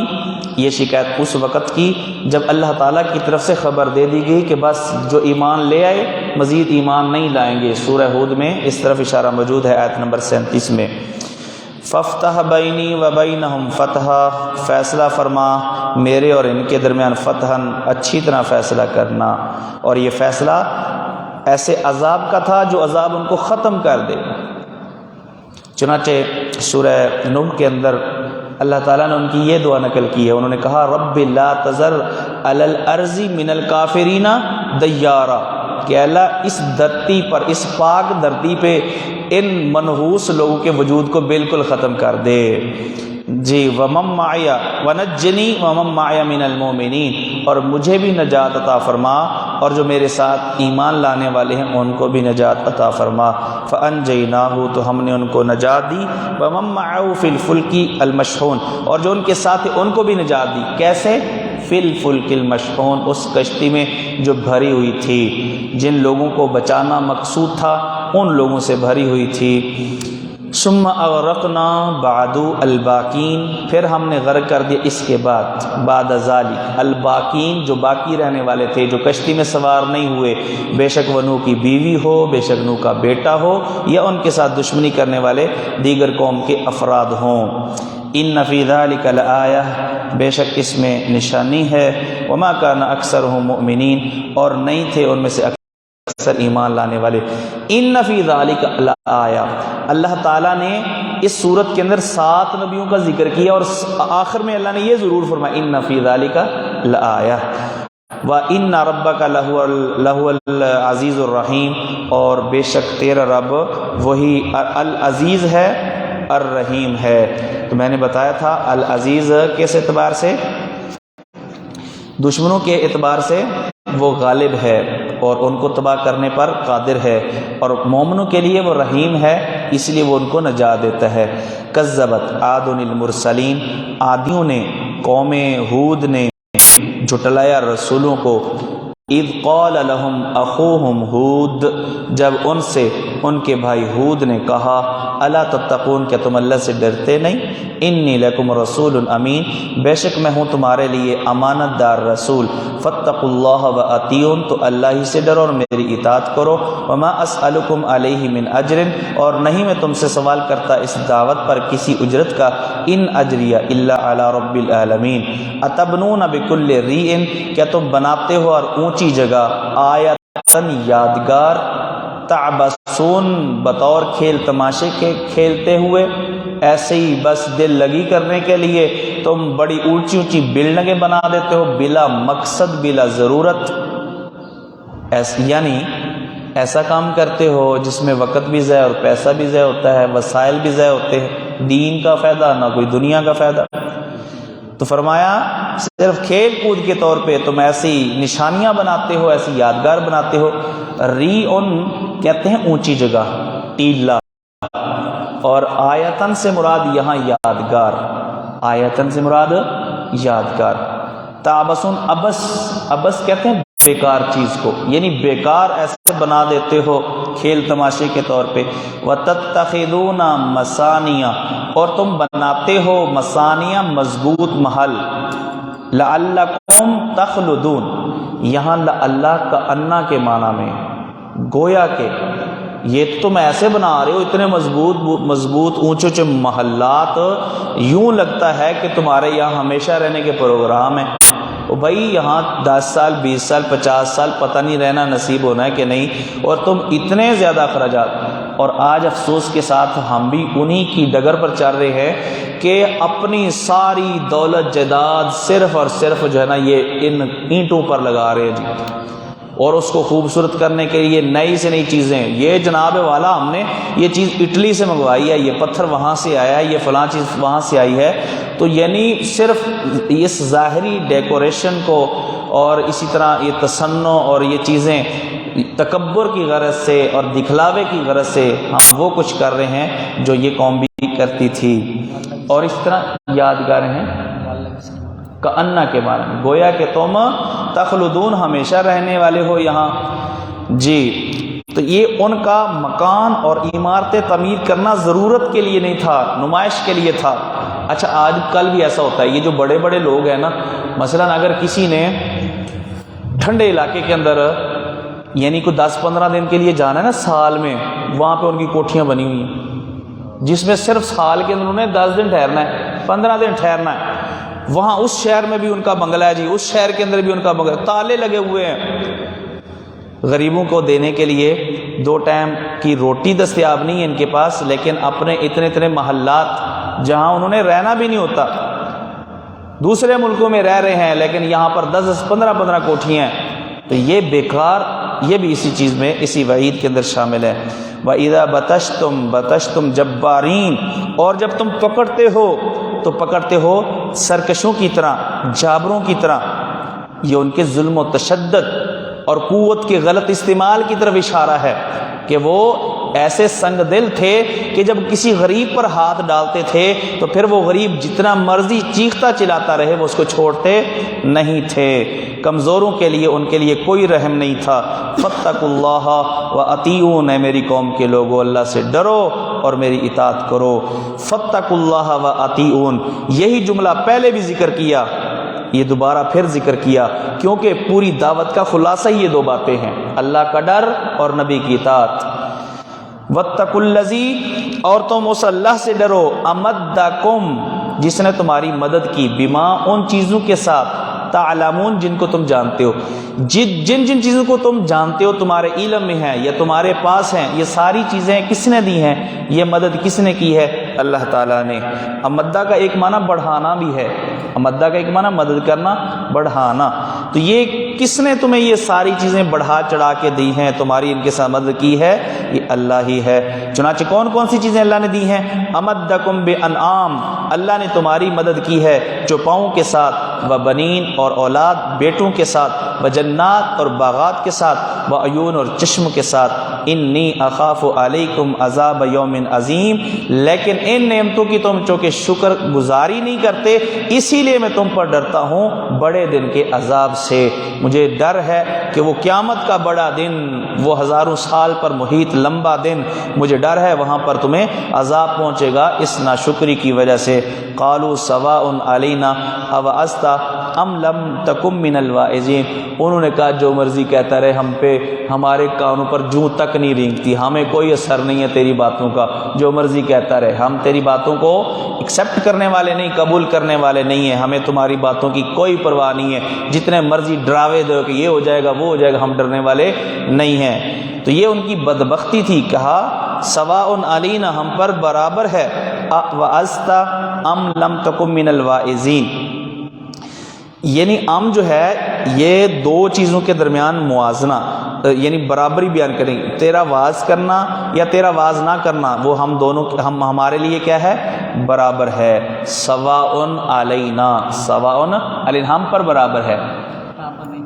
ہاں وہ آپ نے سورہ بقرہ میں پڑھ لیا ہوگا نا جی. سواء علیہم انذرتہم ام لم تنذرہم لا یؤمنون. جی ان ھذا الا خلق الاولین، نہیں ہے یہ مگر پہلے لوگوں کی عادت۔ حاضہ سے مراد دو چیزیں ہو سکتی ہیں، یعنی اس آیت کے دو مفہوم ہو سکتے ہیں۔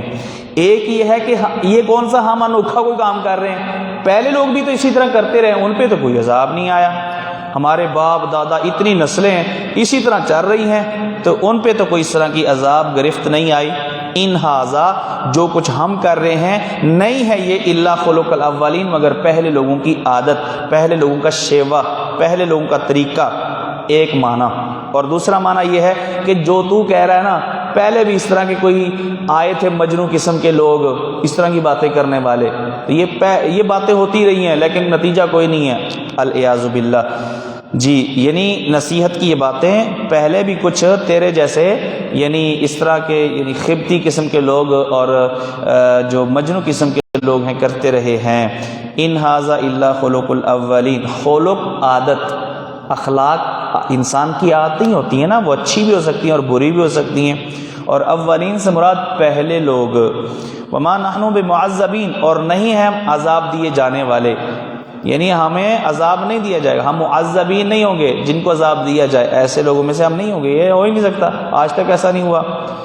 فکذبوہ، لہٰذا انہوں نے تکذیب کی نبی کی، فاہلکناہم، تو ہم نے ان کو ہلاک کر دیا، ہم نے ان کو ہلاک کر دیا۔ یہ قوم سمود، قوم ہود، قوم عاد جو ہے، قوم عاد جو حضرت ہود علیہ السلام کی قوم تھی، بڑی مضبوط ترین قوم تھی۔ ان کی مضبوطی کی صورتحال یہ ہے، اللہ تعالیٰ نے سورہ الفجر کے اندر فرمایا التی لم یخلق مثلھا فی البلاد، ایسی مضبوط قوم اپنے وقت ہی کی نہیں، یوں کہہ لیں کہ یعنی بعد میں آنے والوں لوگوں کے مقابلے میں بھی سپر پاور طاقت، ایسی قوم۔ اور وہ خود بھی فخر سے کہا کرتے تھے من اشد منا قوہ، ہم سے بڑھ کے کس کے پاس طاقت ہے، اتنی طاقت کہ وہ اپنے اوپر مان کرتے تھے، بڑے لمبے چوڑے کھجوروں کی طرح لمبے لمبے قد والے، مضبوط جسم والے۔ لیکن جب اللہ کی طرف سے ان پر ہوا اور آندھی کی شکل میں عذاب آیا، جو مسلسل ہوا ان پر 7 راتیں اور 8 دن ان پر چلتی رہی، جب ہوا رکی تو یہ سارے کھجور کے تنوں کی طرح گرے ہوئے تھے اور تباہ ہو چکے تھے۔ یہ سب سے زیادہ بیراق میں طاقتور تھی نا، تو جب ان پر عذاب آیا تو اللہ تعالیٰ نے وہاں پر آیت میں حافظ نہیں، لیکن اس کا مطلب یہ ہے کہ آپ سے جو پہلے زیادہ طاقتور قوم تھی اس کو ہم نے ہلاک کیا، تو اس سے تو معلوم ہوتا ہے کہ یہ قوم سے بھی زیادہ طاقتور تھی۔ جی اپنے زمانے کے اعتبار سے یہ طاقتور لوگ تھے، بہت یعنی عظیم طاقتوں میں سے ایک طاقت تھی یہ لوگ۔ جی تو فرمایا کہ ہم نے ان کو ہلاک کر دیا، ان کی مضبوطی، ان کی طاقت کے باوجود ہم نے ان کو تباہ کر دیا۔ ان فی ذلک لآیہ، بے شک اس میں نشانی ہے۔ وما کان اکثرهم مؤمنین، اور نہیں اکثر ایمان لانے والے، نہیں تھے ان میں سے اکثر ایمان لانے والے۔ وان ربک لہو العزیز الرحیم، اور بے شک تیرا رب عزیز ہے، رحیم ہے۔ یہاں پر بھی وہی نقطہ، یہ 2 صفات کیوں ذکر کی ہیں، وہی نقطہ جو پیچھے بیان کیے گئے۔ کذبت ثمود المرسلین، قوم سمود نے رسولوں کی تکذیب کی۔ قوم سمود کس نبی کی قوم تھی؟ اذ قال لهم اخوهم صالح، اس کو حضرت صالح علیہ السلام کی قوم تھی، جب ان کے بھائی صالح نے کہا الا تتقون، کیا تم ڈرتے نہیں؟ قوم عاد اونچے اونچے ستونوں والی عمارتیں تعمیر کرتی تھی، اسی طرح جو قوم سمود ہے یہ بھی پہاڑوں کو تراش تراش کے پہاڑوں کے اندر گھر بناتے تھے، پہاڑوں کے اندر گھر تعمیر کرتے تھے۔ جی الذین جابوا الصخر بالواد، اور اس طرح میدانوں کے اندر بھی محلہ تعمیر کرتے تھے۔ اس کی طرف بھی اللہ تعالیٰ نے سورہ اعراف میں اشارہ کیا تتخذون من سہولها قصورا، تو ان تعمیرات سے ان کا مقصد جو ہے وہ یعنی دکھلاوا ہوتا تھا، نمود و نمائش اور اپنی طاقت کا اظہار ہوتا تھا۔ اور یہ جو قوم ہے ہجر علاقے میں رہتی تھی، آج کل یہ ایک الاولا ایک شہر ہے سعودی عرب کا، مدینے سے تبوک جائیں تو راستے میں یہ شہر آتا ہے، تو یہاں پر مدائن صالح آج کل اس جگہ کا نام ہے، وہاں پر یہ قوم آباد تھی۔ یہ وہ قوم ہے جب تباہ ہوئی، نبی پاک صلی اللہ علیہ وسلم نے فرمایا جب تم یہاں سے گزرو، کچھ لوگوں نے وہاں اس کنویں سے پانی لیا، آٹا وغیرہ گوندا، آپ صلی اللہ علیہ وسلم نے سب چیزیں گرا دینے کا حکم دیا اور فرمایا کہ یہاں سے گزرو تو روتے ہوئے گزرو، یہاں پر تو ٹھہرنا اور سکون سے ٹھہرنا اس سے منع کیا گیا. آپ نے فرمایا کہ جلدی سے اور روتے ہوئے یہاں سے گزرو اور ان کے انجام پر غور و فکر کرتے ہوئے کہ دیکھو یہ کس طرح کا عذاب ان پر نازل ہوا، تو اللہ کی یہ پکڑ اور عذاب ہم پر بھی آ سکتا ہے. اذ قال لهم اخوهم صالح الا تتقون انی لکم رسول امین فاتقوا اللہ واطیعون وما اسألکم علیہ من اجر ان اجری الا علی رب العالمین. وہی آیتیں جو پہلے نبیوں کے لیے استعمال ہوئی ہیں. اتترکون فیما ہاہنا آمنین، کیا تم چھوڑے جاؤ گے؟ انہوں نے اپنی قوم کو کہا کیا تم یہاں چھوڑ دیے جاؤ گے، تمہیں پوچھا نہیں جائے گا، تمہیں یہاں سے جو ہے وہ مار کر کے اس دنیا سے رخصت نہیں کیا جائے گا، کیا تم چھوڑ دیے جاؤ گے فیما ان نعمتوں میں ہاہنا جو یہاں تمہارے پاس ہیں، آمنین پرامن طریقے سے تم یہاں چھوڑ دیے جاؤ گے، یہ نعمتیں تمہیں ہمیشہ حاصل رہیں گی. یہ مفہوم ہے. اتترکون فیما ہاہنا آمنین، کیا تم چھوڑ دی جاؤ گے جو یہاں کی چیزیں ہیں ان میں آمنین پرامن طریقے سے، یعنی کیا تم ان نعمتوں میں ہمیشہ رہو گے؟ وہ نعمتیں کون سی ہیں؟ فی جنات باغات و عیون اور چشمے و ضرور کھیتیاں و نخل اور کھجوریں طلعھا جن کھجوروں کے درختوں کے خوشے حزیم نرم و نازک ہیں. حزیم کا ایک معنی نرم و نازک، ایک معنی تہ بتہ. تو کھجوروں کے خوشے کو دیکھیں کس طرح اللہ نے منظم طریقے سے اس پر کھجوریں لگائی ہوتی ہیں.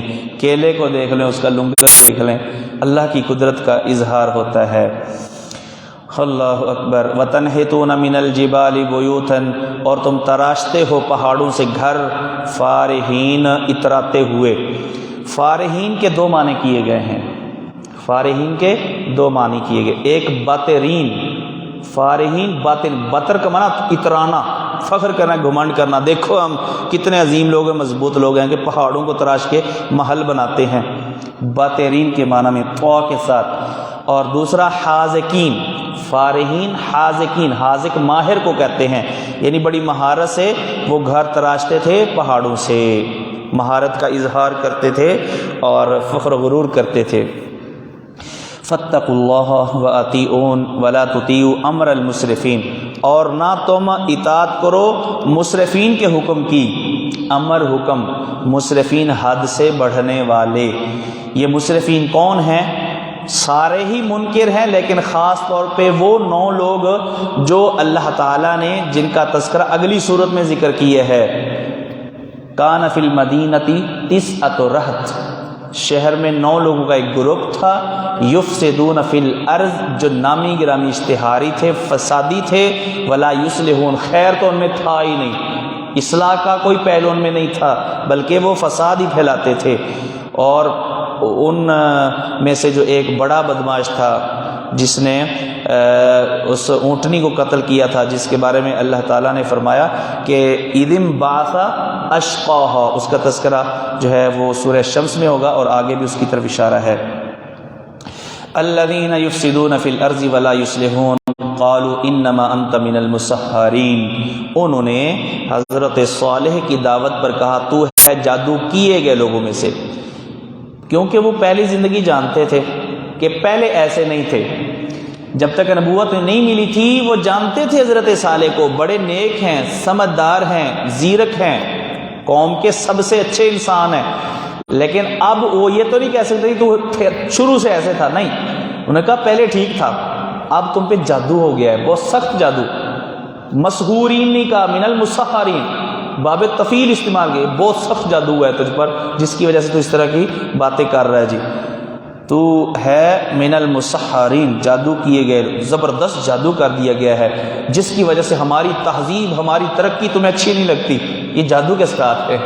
جی ما انت الا بشر مثل، ہم تیری کیوں مان لیں کیونکہ ہماری طرح کا انسان ہے. یہی بات ہر نبی کی قوم نے کہی ہے، یہی اعتراض، کیونکہ ان کے سامنے یہ نکتہ تھا کہ بشریت اور رسالت جمع نہیں ہو سکتے، حالانکہ ان دونوں چیزوں کے درمیان کوئی تضاد نہیں ہے. جی فأتی بآیہ، تو لے آ کو معجزہ، ان کنت من الصادقین، اگر تو سچوں میں سے ہے. قال ھذہ ناقۃ لھا، یہ ہے ناقۃ اونٹنی، لہا شرب، اس کے پینے کی باری ہے. وَلَكُمْ شِرْبُ یوم معلوم، اور تمہارے لیے بھی معلوم دن کے پینے کی باری ہے۔ یہ اونٹنی ہے، نشانی ہے اللہ کی۔ یہاں یہ نہیں بتایا کہ یہ اونٹنی کیسے آئی، کہاں سے آئی۔ اس حوالے سے کوئی مرفوع روایت بھی نہیں ہے جس میں یہ وضاحت ہو کہ یہ اونٹنی کہاں سے آئی۔ البتہ کچھ آثار ایسے ہیں جن سے یہ معلوم ہوتا، اتنا تو کنفرم ہے کہ یہ اونٹنی بہت اللہ تعالیٰ کا بہت بڑا معجزہ تھی، بہت بڑا اللہ تعالیٰ کا کیا تھی، معجزہ تھی، جس کو اللہ نے معجزے کے طور پہ بھیجا ہے۔ وہ بہت بڑی اونٹنی عجیب طریقے سے وہ آئی تھی۔ تو ایک صحابی ہیں ابو طفیل، سب سے آخر میں فوت ہونے والے صحابی ابو طفیل عامر بن واصلہ، ان سے موقوفاً یہ روایت ہے، صحیح ابن حبان کے اندر یہ روایت موجود ہے۔ وہ فرماتے ہیں کہ جب انہوں نے یہ مطالبہ کیا کہ یہ جو چٹان ہے نا، اس سے کوئی نشانی دکھا، کوئی اونٹنی ہم سے ہمارے لیے نکال کے دکھا، ہم پھر مان لیں گے۔ تو جب انہوں نے یہ شرط طے کر لی کہ تم یہ معجزہ دکھاؤ، ہم ایمان قبول کر لیں گے، تو اللہ تعالیٰ کے اذن سے وہ جو پہاڑ اور چٹان تھی نا وہ لرزی۔ اس روایت موقوف روایت ہے، اس کے اندر یہ آتا ہے کہ جس طرح حاملہ عورت کو یعنی کہ تکلیف ہوتی ہے نا وضع حمل کے وقت، تو اس طرح گویا کہ وہ اونٹنی، وہ جو چٹان تھی وہ اس طرح لرزی، اور پھر اس سے یہ اونٹنی جو ہے وہ اللہ تعالیٰ کی ایک نشانی کے طور پہ نمودار ہو گئی۔ تو صالح السلام نے اس وقت کہا تھا یا قومی ھذہ ناقۃ لکم آیہ، سورہ ہود میں، کہ یہ اللہ نے نشانی کے طور پہ تمہارے لیے اونٹنی نکال دی، اب تم ایمان لے آؤ، لیکن ایمان نہ لائے۔ جی قال ھذہ ناقۃ، یہ اونٹنی ہے، بہت عظیم اونٹنی۔ روایت صحیح ہے لیکن موقوف ہے، واللہ علم انہوں نے یہ کل معلومات کہاں سے لی ہیں۔ لہا شرب، اس کے لیے پانی پینے کی باری ہے، وَلَكُمْ شِرْبُ یوم معلوم، اور تمہارے لیے بھی معلوم دن کی پینے کی باری ہے، وَلَا تَمَسُّوهَا بِسُوءٍ، اور نہ تم اس کو چھو بری نیت سے۔ فَيَأْخُذَكُمْ ورنا، فا جو ہے سمجھانے کے لیے کہہ رہا ہوں، اس فا کا نام ہم رکھ لیتے فا ورنیہ۔ فَيَأْخُذَكُمْ ورنا، یہ تم کو پکڑ لے گا عذاب یوم عظیم، بڑے دن کا عذاب۔ فَأَقَرُوهَا، پھر انہوں نے کچھ عرصے کے بعد اس کی ٹانگیں کاٹ دیں، کونچیں کاٹ دیں۔ فَأَصْبَحُوا نَادِمِينَ، تو ہو گئے وہ نادم۔ آکارو جمع کا صیغہ ہے، لیکن سورہ شمس میں تو ہے کہ اِذِ بَعَثَ أَشْقَاهَا، بدبخت ترین انسان تھا جس نے یہ کام کیا، وہ کھڑا ہوا اور اس نے یہ کیا۔ تو سب کی طرف نسبت کیوں ہے؟ اس لیے کہ سب کے مشورے سے ہوا تھا، اس لیے کہ پہلا آغاز کرنے والا وہی بدبخت تھا، لیکن اس نے جو کچھ کیا تھا وہ سب کے مشورے سے کیا تھا۔ جب انہوں نے اونٹنی کو شہید کر دیا تو ان کو 3 دن کی مہلت ملی، ان کو 3 دن کی مہلت ملی۔ جب عذاب آیا فَأَصْبَحُوا نَادِمِينَ، تو وہ نادم ہو گئے۔ نادم اس پر نہیں تھے کہ ہم نے صالح کی پیروی کیوں نہیں کی، بدبخت وہ اپنے یعنی انجام کو دیکھ کے جو ہے ان کو بڑی یعنی کوفت ہوئی اور بڑی تکلیف ہوئی، یعنی ایسی کیفیت ہوگی گویا کہ وہ اپنے کیے پر نادم ہیں۔ فَأَخَذَهُمُ الْعَذَابُ، تو ان کو پکڑ لیا عذاب نے۔ یہ عذاب زمین سے زلزلے کی شکل میں اور اوپر سے سخت چنگھاڑ کی شکل میں تھا۔ ان فی ذلک لآیہ، بے شک اس میں نشانی ہے، بہت بڑی نشانی۔ وما کان اکثرهم مومنین، اور نہیں تھے ان میں سے اکثر ایمان لانے والے۔ وان ربک لہو العزیز الرحیم۔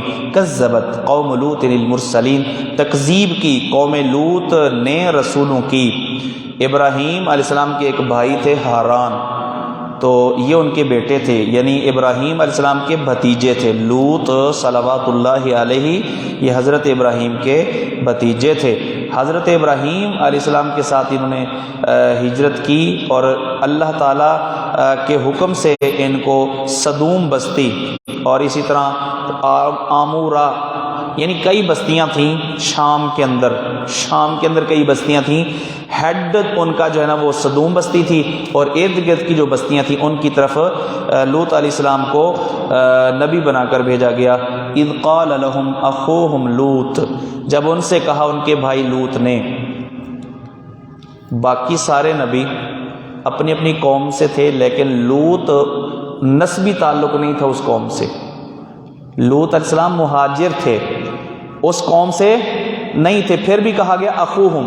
تو یہاں پر اخوہم یہ نسبی تعلق کی وجہ سے نہیں، چونکہ وہاں رہتے تھے اور اغلب گمان یہی ہے کہ ان کی شادی بھی انہی میں ہوئی، اس لیے ان کا اخوہم ان کا بھائی کہا گیا. جی الا تتقون، کیا تم ڈرتے نہیں؟ انی لکم رسول امین فاتقوا اللہ واطیعون وما اسألکم علیہ من اجر ان اجری الا علی رب العالمین اتأتون الذکران، کیا تم آتے ہو مردوں کے پاس؟ آتے ہو کا مطلب جنسی تسکین کے لیے تم مردوں کے پاس جاتے ہو، من العالمین جہان والوں میں سے. اب اس کا مطلب یہ ہے کہ پورے جہان والوں میں سے، تمام دنیا میں سے کیا تم ہی ہو کہ جو مردوں سے اپنی خواہش پوری کرتے ہو؟ من العالمین کا ایک مطلب یہ ہے، یا پھر یہ مطلب ہے کہ یعنی جہان والوں میں سے صرف تمہیں مرد ہی ملے ہیں اپنی خواہش پوری کرنے کے لیے، جبکہ تمہاری بیویاں موجود ہیں. چنانچہ فرمایا وَتَذَرُونَ مَا خَلَقَ لَكُمْ رَبُّكُمْ مِنْ أَزْوَاجِكُمْ، اور تم چھوڑ دیتے ہو ما ان بیویوں کو خَلَقَ لَكُمْ رَبُّكُمْ، جو بیویاں تمہارے لیے تمہارے رب نے پیدا کی ہیں. اس آیت کے بھی دو مفہوم ہیں، دونوں ٹھیک ہیں.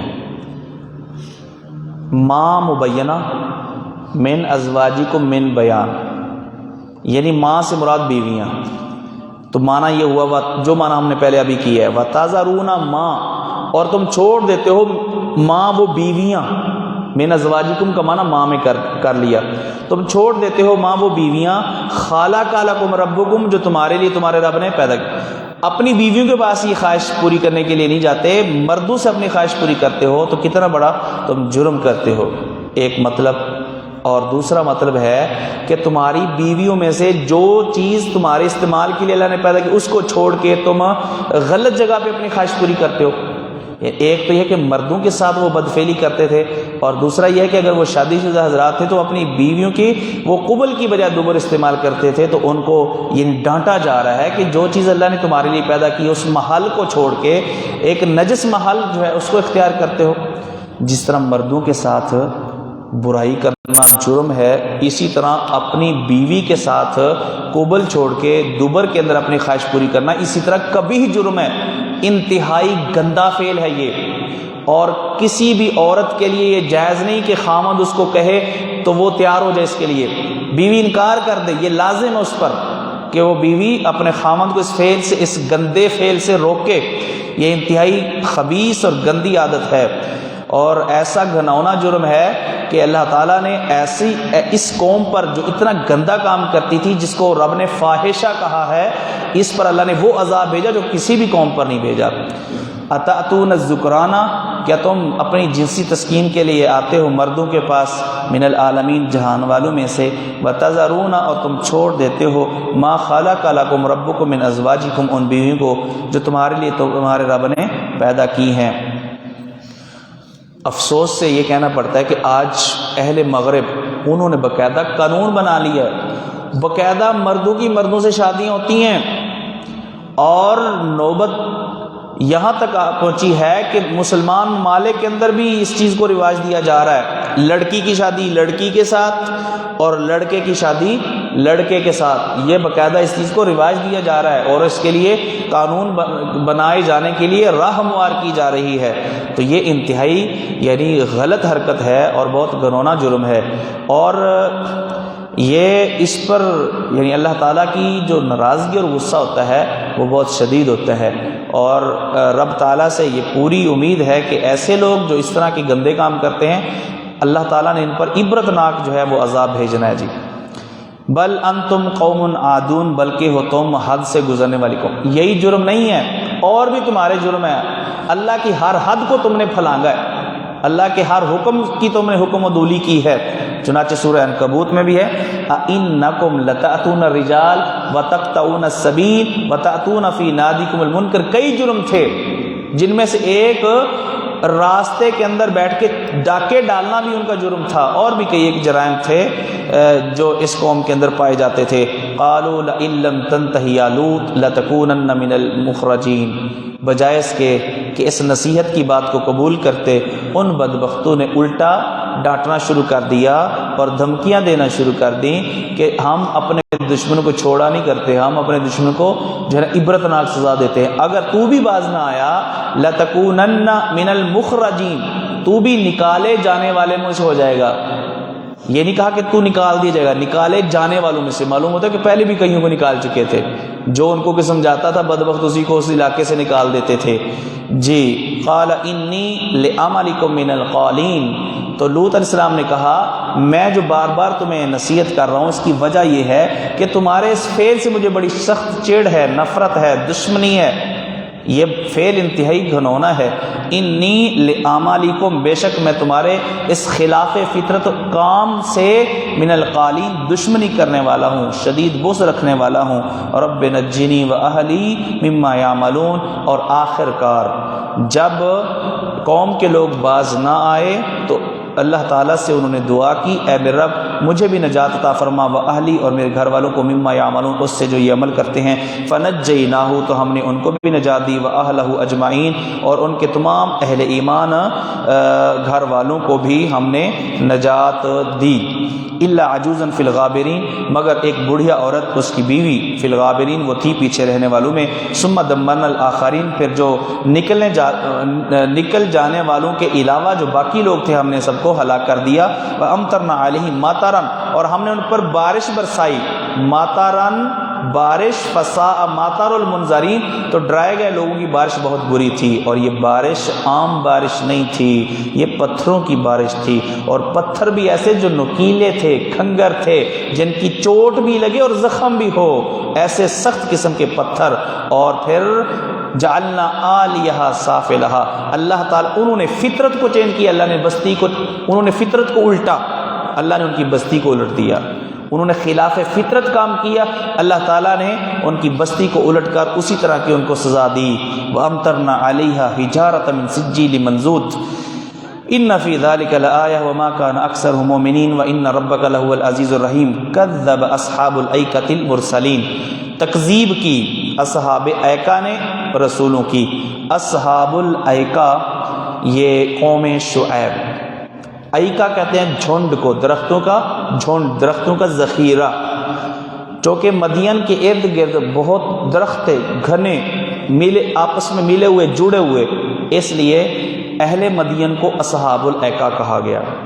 جبکہ کچھ علماء کی رائے یہ ہے کہ جس طرح شعیب صلوات اللہ علیہ یہ قوم مدین کی طرف نبی بنا کر بھیجے گئے، پاس ہی ایک اور بستی تھی جو جہاں رہنے والے اصحاب الایکا مشہور تھے، ان کی طرف بھی وہ نبی بنا کر بھیجے گئے ہیں۔ تو یہ دو الگ الگ بستیاں ہیں، بہرحال یہ دو الگ الگ ہوں یا ایک ہی ہوں، اللہ تعالیٰ نے ان دونوں کی طرف یا اس بڑی بستی کی طرف حضرت شعیب علیہ السلام کو نبی بنا کر بھیجا۔ اذ قال لهم شعیب الا تتقون، جب ان سے کہا شعیب علیہ السلام نے کیا تم ڈرتے نہیں، انی لکم رسول امین فاتقوا اللہ واطیعون وما اسألکم علیہ من اجر ان اجری الا علی رب العالمین اوفوا الکیل، پورا بھر کر دو ماپ، اوفو پورا بھر کر دو، الکیل ماپ، جو جس برتن کے اندر چیزوں کو تولنے کے لیے پہلے زمانے میں اور ابھی ماضی قریب کے اندر بھی برتن استعمال ہوتے تھے، جن برتنوں کا ہم نام سنے ہیں، مد ہے، صا ہے، ریتل ہے، تو وہ ماپ کے لیے جو برتن استعمال کرتے تھے، فرمایا کہ ان کو پورا بھر کے دو، کمی بیشی نہ کرو، ڈنڈی نہ مارو۔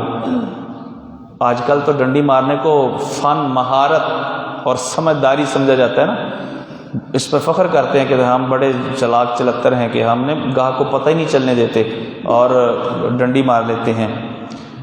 جی پیکٹ والی چیزیں ہوا بھری ہوتی ہے، کھولیں تو آدھا بھی نہیں ہوتا، اور اسی طرح لیبل کلو کا اور 900 گرام اس کے اندر جو ہے وہ چیز ہوتی ہے۔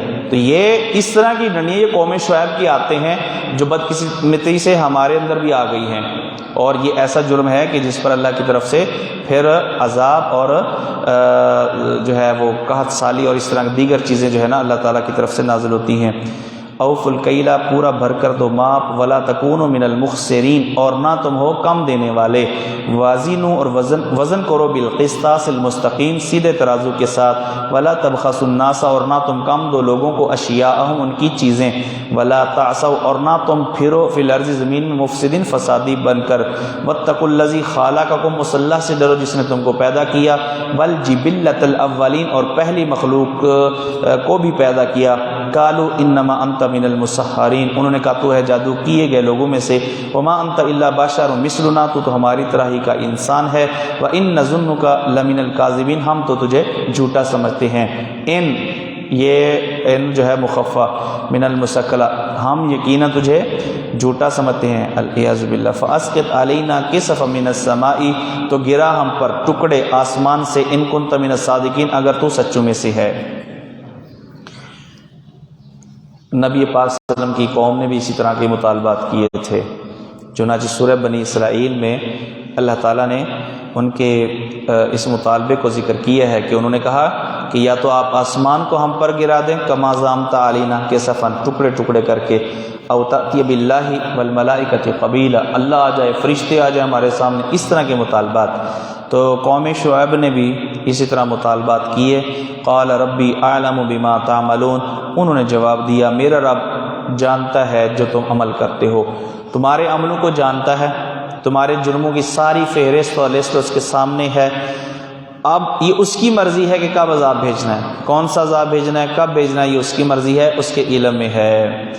فکذبوہ تو انہوں نے اس کی تکذیب کی، فاخذہم عذاب یوم الذلہ تو ان کو پکڑ لیا سائے والے دن کے عذاب نے، ذلہ سائبان سایہ،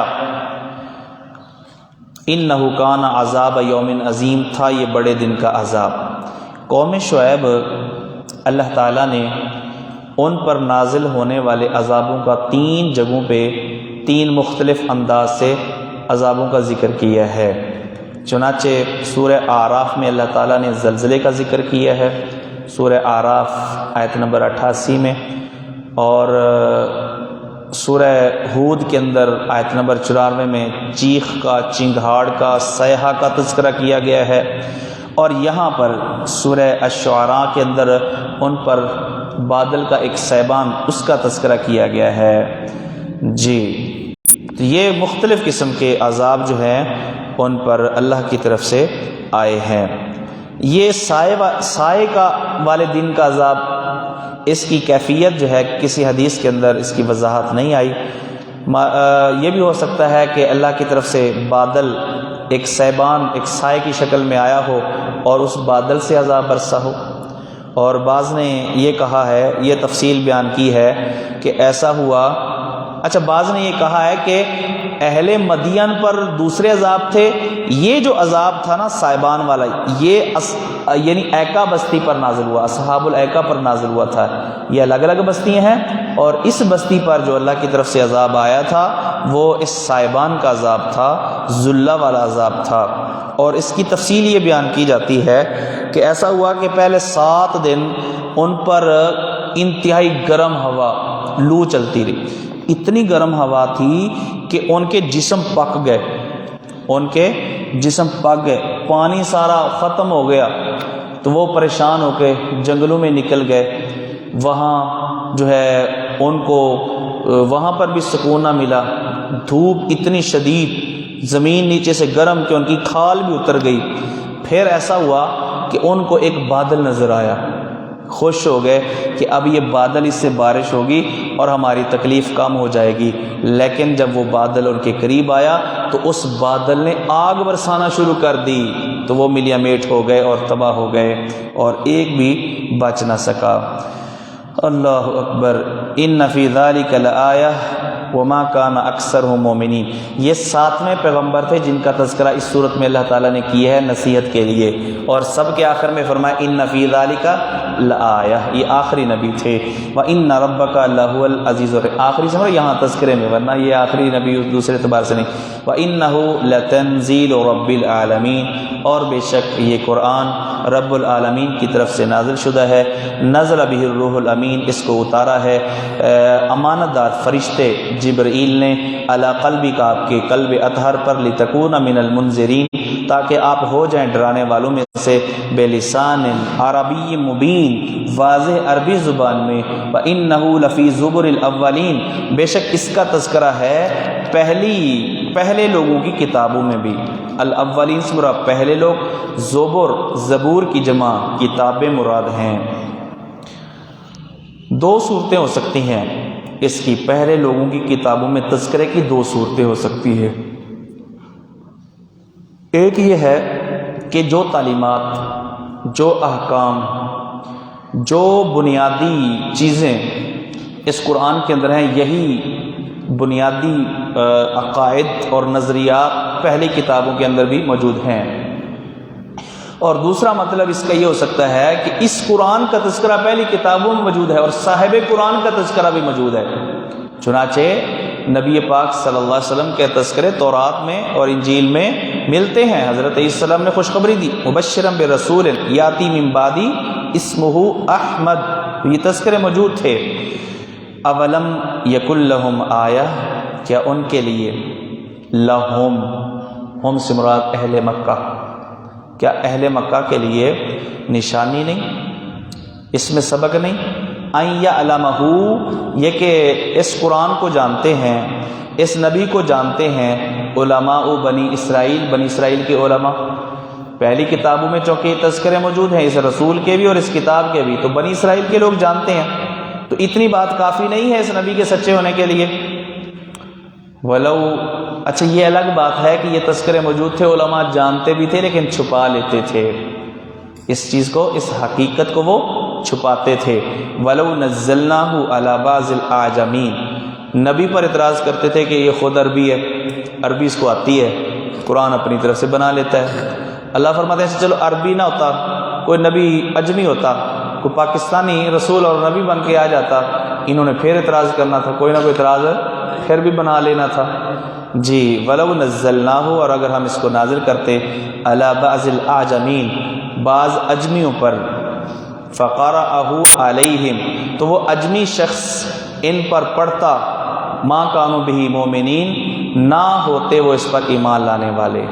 اچھا، وہ جو اجمی شخص ہوتا، یا تو وہ اجمی زبان کے اندر ان کے سامنے قرآن پیش کرتا، پھر انہوں نے کہنا تھا یہ تو قرآن اس زبان میں ہے جو ہماری ہی نہیں ہے۔ اگر عربی میں ہوتا تو پھر جو ہے نا وہی اعتراض کہ کسی سے سیکھ کے آیا، یہ تو عربی ہے ہی نہیں، تو اس کو عربی کیسے آ گئی، پھر انہیں اعتراض کرنا۔ بہرحال جب ان کا ماٹو، ان کا اصول یہی ہے میں نہ مانوں، اس کا کوئی علاج نہیں ہے، یہ ایسی بیماری ہے جس کا کوئی علاج دریافت نہیں ہوا کہ میں نہ مانوں، تو اس کا بس ایک حل ہے، وہ ڈنڈا ہے۔ جی، اللہ تعالیٰ فرماتے ہیں کہ وَلَوْ نَزَّلْنَا عَلَيْكَ كِتَابًا فِي قِرْطَاسٍ فَلَمَسُوهُ بِأَيْدِيهِمْ لَقَالَ الَّذِينَ كَفَرُوا إِنْ هَٰذَا إِلَّا سِحْرٌ مُّبِينٌ، کہ اگر ان کے سامنے کتاب نازل ہو، یعنی لکھی ہوئی کتاب تحریری شکل میں، ہاتھ لگا کے یقین بھی ہو جائے ان کو کہ ہاں یہ اوپر سے ابھی آ رہی ہے اور تازہ بتازہ یہ کتاب، پوری قرآن کتاب موجود ہے، سب کچھ بھی دیکھ لینا، پھر بھی وہ کہیں گے یہ تو جادو ہے، یہ واضح جادو ہے، یہ کتاب کیا ہے، جادو ہے۔ کیونکہ جس طرح جادو کی تاثیر ہوتی ہے نا، تو چونکہ اس کتاب کے اندر تاثیر بڑی ہے، اس لیے وہ اس کتاب کو کیا کہتے تھے، جادو کہتے تھے، اس کی آیات کو جادو کہتے تھے۔ کذالک سلکناہ، ایسے ہی ہم نے اس انکار کو داخل کر دیا فی قلوب المجرمین، مجرموں کے دلوں میں۔ تو اس طرح ایسا ہوا کہ مجرم لوگوں نے انکار کیا، تکذیب کی، اور یہ انکار اور تکذیب اللہ تعالیٰ نے ان کے دلوں میں بٹھا دیا، لہٰذا انہوں نے کبھی بھی اپنے اس انکار سے وہ باز نہ آئے، اور اسی طرح وہ اللہ تعالیٰ کے عذابوں کا شکار ہو گئے۔ سلکناہ، یہ جو ہو ضمیر ہے نا، ہم نے اس کا معنی انکار کیا ہے، تکذیب کیا ہے، یہ ایک مفہوم ہے اس کا، اور دوسرا مفہوم یہ ہے کہ یہ قرآن مراد ہے، ایسے ہی ہم نے ان کے دلوں میں داخل کر دیا قرآن، یعنی قرآن، اس کی صداقت ان کے دل مانتے ہیں، فیصلہ کرتے ہیں کہ یہ قرآن سچا ہے، لیکن بہرحال ضد اور اناد کی وجہ سے وہ اس کو قبول کرنے کے لیے تیار نہیں ہیں۔ سالہ کا یسلوکو کا معنی ہوتا ہے پرونا، سوئی کے اندر دھاگا ڈالنا، اسی طرح ایک چیز کو دوسری چیز کے اندر گھسا دینا، دھکے سے ڈال دینا۔ تو یہاں پر اللہ تعالیٰ نے اچھا پھر تو ان کا قصور نہ ہوا، اگر تکذیب اللہ نے ان کے دلوں میں ڈالی ہے، ان کا کیا قصور ہوا؟ جو انہوں نے انکار کیا ہے، یہ انکار اللہ ہی نے ان کے دلوں میں پیدا کیا ہے۔ تو اس کا جواب یہ ہے کہ اللہ نے پیدا کیا ہے ان کے جرم کے سزا میں، وہ مجرم تھے اور تکذیب کرتے تھے، تو اللہ تعالیٰ نے اس تکذیب کو ان کے دلوں کے اندر مضبوط کر دیا، یہ مطلب ہے۔ لا یؤمنون بہ حتی یروا العذاب العلیم، نہیں وہ اس پر ایمان لائیں گے حتیٰ کہ وہ دیکھ لیں دردناک عذاب کو۔ فیاتیہم، کہ وہ آئے عذاب ان پر بغتتاً اچانک، وہم لا یشعرون، وہ شعور بھی نہ رکھتے ہوں، فیقولو، تو وہ کہیں گے حل نحن منظرون، کیا ہم ہیں مہلت دیے گئے؟ جب وہ عذاب آ جائے گا نا پھر یہ کہیں گے ہمیں مہلت ملنی چاہیے، کیا ہمیں مہلت مل سکتی ہے؟ افبعذابنا یستعجلون، اللہ فرماتے ہیں کیا ہمارے عذاب کے ساتھ وہ جلدی کرتے ہیں؟ یعنی کیسے بدبخت لوگ ہیں۔ ایک طرف حالت یہ ہے کہ مطالبہ کرتے ہیں جلدی لے کے عذاب، مہلت اللہ دے رہا ہے لیکن وہ مہلت لینا نہیں چاہتے، اور پھر جب عذاب آ جائے گا پھر مہلت خود مانگیں گے۔ اللہ فرماتے ہیں یہ کیسے لوگ ہیں کہ افبعذابنا یستعجلون، کہ پہلے وہ ہم سے جلدی عذاب کا مطالبہ کرتے ہیں، اور جب عذاب آ جائے گا تو پھر کہیں گے حل نحن منظرون، کہ ہمیں مہلت مل سکتی ہے، ایک موقع، ایک وارننگ اور مل سکتی ہے۔ افرأیت، اے نبی آپ خبر دیجئے، ان متعناہم سنین، اگر ہم ان کو فائدہ دیں کئی سال، اگر ان کو کئی سال بھی ہم مہلت دے دیں، دنیا سے فائدہ اٹھانے کی ہم ان کو مہلت اور چھوٹ دے دیں، ثم جاءہم، پھر ان کے پاس آ جائے ما، وہ عذاب، کانوا یوعدون، جس عذاب کو ان سے وعدہ کیا گیا ہے، تو 50-60 نہیں 50,000 سال بھی ان کو مہلت دے دینا تو انہوں نے ایمان قبول نہیں کرنا۔ ما اغنا عنہم ما کانوا یمتعون، تو یہ مہلت، یہ 50 سال کی بھی مہلت، 100 سال کی مہلت، 500 سال کی مہلت بھی ان کو فائدہ نہیں دے گی، انہوں نے ایمان قبول نہیں کرنا، یہ مہلت ان کو فائدہ دینے والی نہیں ہے۔ ما اغنا عنہم، نہ فائدہ دیا ان کو، ما کانوا یمتعون، وہ اس چیز نے جس چیز میں وہ فائدہ دیے گئے، مہلت دیے گئے، دنیا کے ساز و سامان سے فائدہ اٹھانے کا جو موقع دیے گئے، اس چیز نے ان کو فائدہ نہ دیا۔ وما اہلکنا من قریۃ، اور نہیں ہم نے کوئی بستی ہلاک کی، الا لہا منذرون، مگر تھے اس کو ڈرانے والے۔ اللہ تعالیٰ نے کسی بھی قوم کو جس کو ہلاک کیا ہے، اللہ نے ظلم نہیں کیا، پہلے سمجھایا گیا ہے، پہلے وارننگ دی گئی ہے، بار بار ان کو سمجھانے والے آئے ہیں، لیکن جب نہیں مانا تو پھر اللہ کے عذاب کا شکار ہو گئے ہیں۔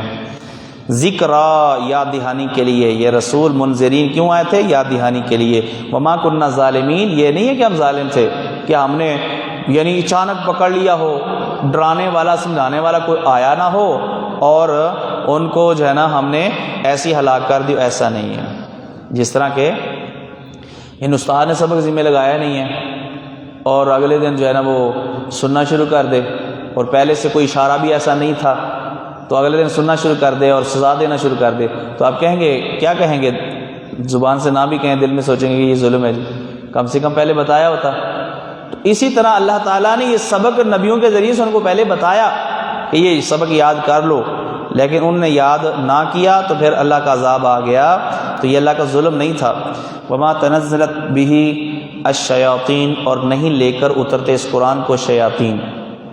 یہ دراصل تردید ہو رہی ہے ان لوگوں کی جو یہ کہتے تھے کہ نبی پاک کے پاس یہ قرآن شیاطین لے کے اترتے ہیں، بلکہ ایک بار وہی جبرائیل کا آنا تھوڑا مؤخر ہو گیا تو ایک بدبخت عورت کہنے لگی اب تا علیہ شیطان ہو، اس کے بعد جو شیطان آتا تھا نا وہ اب لیٹ آ رہا ہے، وہ آیا نہیں ہے، اس نے تاخیر کر دی ہے۔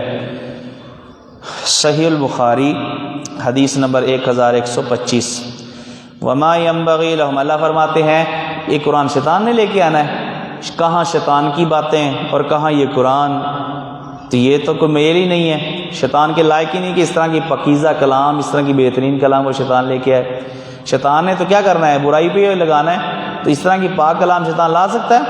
وما ينبغي لهم، ان شیاطین کے لائق ہی نہیں ہے اس طرح کی کلام۔ وما يستطيعون، اور نہ وہ استطاعت رکھتے ہیں۔ انہم عن السمع لمعزولون، بے شک وہ لوگ سننے سے دور رکھے گئے ہیں۔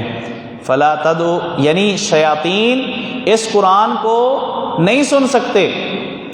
اللہ تعالیٰ سے فرشتے سنتے ہیں اور فرشتے پھر اس کو حفاظت کے ساتھ محفوظ طریقے سے زمین پہ لے آتے ہیں۔ شیاطین نہیں سن سکتے، اللہ نے وہاں پر پہرے دار بٹھائے ہوئے ہیں، شہاب ثاقب ان کا پیچھا کرتے ہیں۔ اگر یہ چوری کرنے کی، اللہ کی کلام کو چوری کرنے کی کوشش کرتے ہیں، اگر ایک آدھ بات سن بھی لیتے ہیں نا فرشتوں کی، تو ان کا پیچھا کیا جاتا ہے۔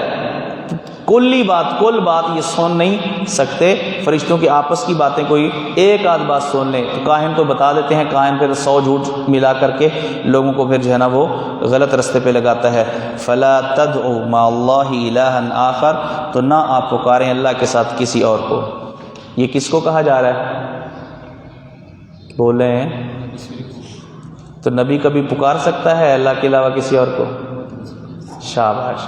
تو یہ کہتے ہیں نا کہ آکھنا تینوں تے سنانا نور ہے، تو نبی کے ذریعے سے قوم کو متنبہ کیا جا رہا ہے کہ کسی کے لائق نہیں ہے کہ وہ اللہ کے علاوہ کسی اور کو الہ سمجھ کر پکارے، ورنہ کیا ہوگا؟ فتکون من المعذبین، تو جو بھی ایسا کرے گا تو وہ ورنہ تو ہو جائے گا معذبین میں سے، یعنی جو بھی ایسا کرے گا اس کو سزا ملے گی۔ وَأَنذِرْ عَشِيرَتَكَ الْأَقْرَبِينَ، اور آپ ڈرائیے عشیرتک، اپنے اس قبیلے کو، الاقربین جو قریبی ہیں، اپنے اس قبیلے کو، عشیرہ قبیلہ، الاقربین قریبی، قبیلے کے جو قریبی رشتہ دار ہیں ان کو ڈرائیے۔ چنانچہ آپ نے اس فرمان پہ عمل کرتے ہوئے کوہ صفا پر اپنی برادری کو جمع کیا اور یہ پیغام ان تک پہنچایا، لیکن کسی نے نہ مانا، بلکہ اپنوں نے ہی، اپنے سگے چچا نے ہی مخالفت کی۔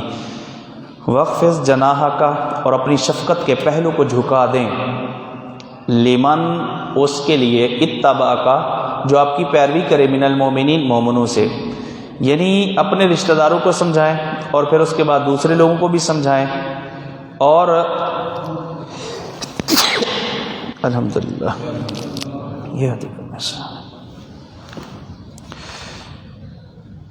وہ مانیں یا نہ مانیں، جو مان لیں آپ ان کے لیے اپنی شفقت کے بازو کو بچھا دیجئے، جھکا لیجئے، یعنی ان کو اپنے قریب کیجئے۔ آپ کی ساری توجہ، آپ کی ساری ہمدردیاں، آپ کی ساری محبتیں ان کے لیے ہونی چاہیے جو آپ کی پیروی کریں، بے شک وہ رشتہ دار ہی کیوں نہ ہو، بے شک وہ رشتہ دار بھی نہ ہو، بے شک وہ رشتہ دار بھی نہ ہو۔ رشتہ داروں کو سمجھائیں، لیکن آپ کی محبت ان رشتہ داروں کے لیے نہیں جو کافر ہیں، ان کے لیے ہونی چاہیے جو آپ کی پیروی کریں۔ جی یہ ایسے ہی ہے جس طرح کہ مرغی اپنے بچوں کا دفاع کرنے کے لیے اپنے پروں میں چھپا لیتی ہے، تو اسی طرح کا حکم نبی کو دیا جا رہا ہے کہ اپنے پیروکاروں کو اپنے پہلو کے ساتھ، اپنے سینے کے ساتھ لگا لیجئے اور دست شفقت فرمائیے، اپنے شفقت والے پہلو کو ان کے لیے جھکا دیجئے۔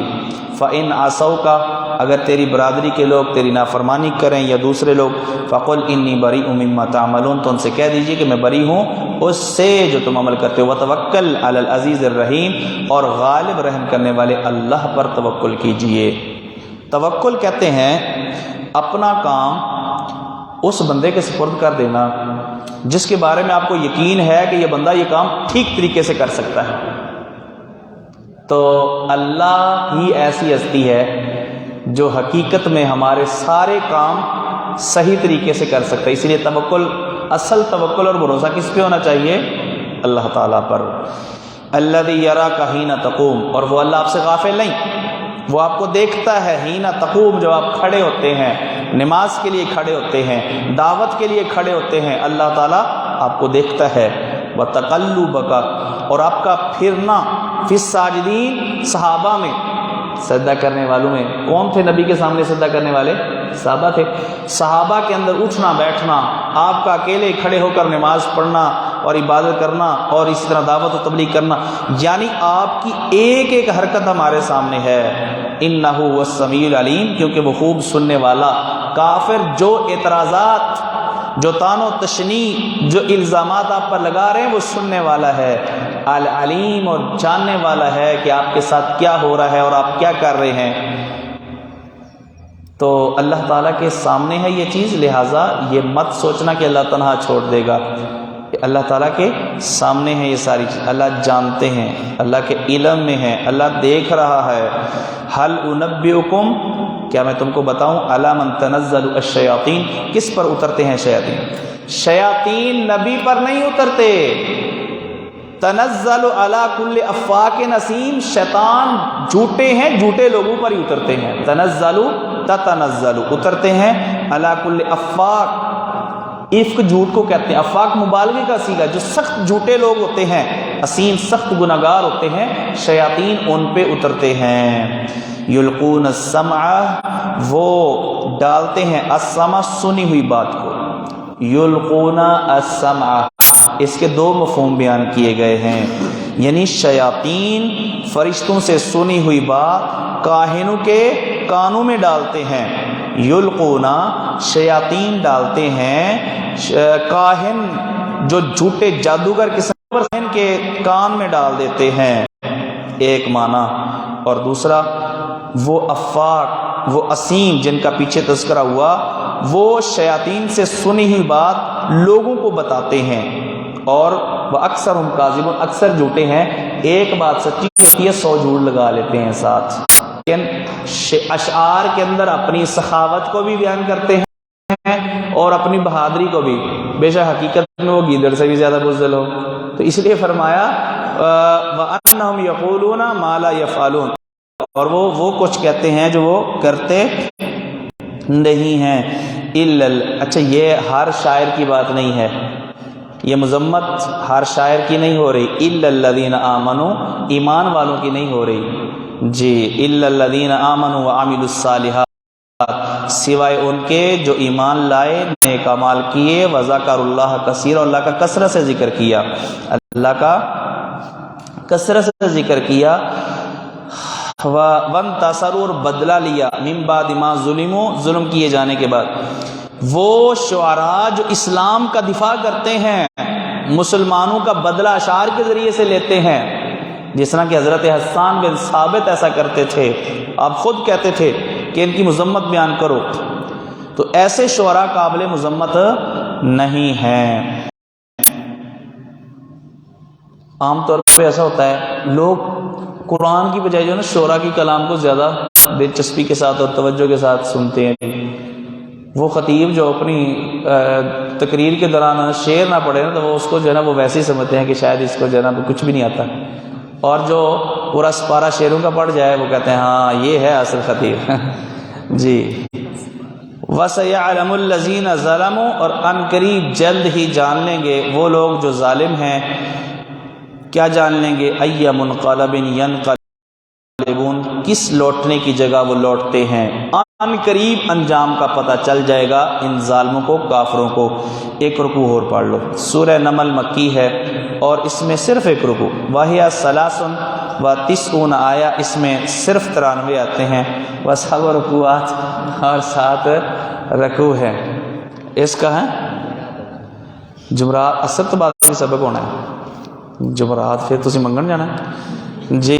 تو اس صورت کے اندر نمل کا تذکرہ ہے، دوسرے قصے میں، دوسرے رکوع کے اندر نمل کا قصہ ہے، اس لیے سورت کا نام سورہ نمل ہے۔ اس سورت کا نمبر ہے 27 مصحف کے اعتبار سے، اور نزول کے اعتبار سے 48، نزول کے اعتبار سے 48، کلمات کی تعداد 1165 اور حروف کی تعداد 4679، 4 6 7 9 1165 1165۔ بسم اللہ الرحمن الرحیم، طاسین، تلک آیات القرآن و کتاب مبین، یہ آیات ہیں قرآن کی اور کتاب مبین کی، ہدن جو ہدایت ہے، و بشری للمومنین، اور مومنوں کے لیے خوشخبری ہے، الذین یقیمون الصلاۃ، کون سے مومن؟ ان کی صفات، الذین یقیمون الصلاۃ، جو نماز قائم کرتے ہیں، ویؤتون الزکاۃ، اور زکوٰۃ ادا کرتے ہیں، وہم بالآخرۃ ہم یوقنون، جو آخرت پر پوری طرح یقین رکھتے ہیں، ان الذین لا یؤمنون بالآخرہ، ان کے مقابلے میں جو آخرت پر ایمان نہیں رکھتے، زینا لہم اعمالہم، ہم نے مزین کر دیا ہے ان کے لیے ان کے اعمال کو، فہم یعمہون، تو وہ سرگرداں ہیں، تو وہ سر مار رہے ہیں، ان کو سمجھ نہیں آ رہی کہ ہم کیا کریں۔ زینا لہم اعمالہم، گناہگار لوگ، غلط لوگ، کافر جو وہ کر رہے ہیں اس کو وہ بہت اچھا سمجھ رہے ہوتے ہیں۔ اچھا ایک بندہ غلط ہے، اگر وہ غلط کو غلط سمجھ رہا ہے نا تو وہ غلطی کرتے وقت شرمندگی سے کرتا ہے، جی شرمندہ ہو کے کرتا ہے، یا کر کے شرمندہ ہوتا ہے کہ یار میں اچھا نہیں میں نے کیا۔ یہ جتنے بھی دنیا کے اندر کافر لوگ ہیں، بدعتی لوگ ہیں، مشرک لوگ ہیں، جو وہ کر رہے ہوتے اس کو غلط نہیں سمجھ رہے ہوتے، اس کو وہ صحیح سمجھ رہے ہوتے ہیں۔ ایک بدعتی یہ سمجھ رہا ہوتا ہے اصل عاشق رسول میں ہوں، اصل محبت مجھے ہے، 12 ربیع الاول کو صرف ہم ہی یہ خوشیاں منا رہے ہیں، باقی نہیں ہیں، تو لہٰذا اصل عاشق ہم ہیں، اصل محبت کرنے والے۔ یہ کیوں ایسا کرتے ہیں؟ اس لیے کہ جو وہ غلط کام کر رہے ہوتے ہیں شیاطین کی طرف سے، اور ان کے اپنے نفس، اور اسی طرح استدراج کے طور پہ اللہ کی طرف سے وہ کام ان کے لیے مزین یعنی اچھا محسوس ہوتا ہے، وہ یہ سمجھ رہے ہوتے ہیں کہ یہ کام جو ہم کر رہے ہیں بہت اچھا کام ہے۔ جی اولئک الذین لہم سوء العذاب، یہی لوگ ہیں جن کے لیے برا عذاب ہے دنیا میں بھی اور آخرت میں بھی، وہم فی الآخرۃ ہم الاخسرون، اور آخرت میں یہی لوگ ہیں خسارہ پانے والے۔ وَإِنَّكَ لَتُلَقَّى الْقُرْآنَ مِن لَّدُنْ حَكِيمٍ عَلِيمٍ، اور اے نبی آپ کو عطا کیا جاتا ہے یہ قرآن شیاطین کی طرف سے نہیں، مِن لَّدُنْ حَكِيمٍ عَلِيمٍ، حکمت والی، علم والی اللہ کی ذات کی طرف سے، چونکہ وہ حکیم ہے لہٰذا اس کی کلام حکمت پر مشتمل ہے، وہ علیم ہے اس لیے اس کے چونکہ ہر چیز کا اس کو علم ہے، لہٰذا اس کے اندر جو پیشین گوئیاں ہیں وہ غلط نہیں ہوتی، کیونکہ وہ علیم ہے، اس نے جو کہا ہے اس کا اس کو خوب علم ہے۔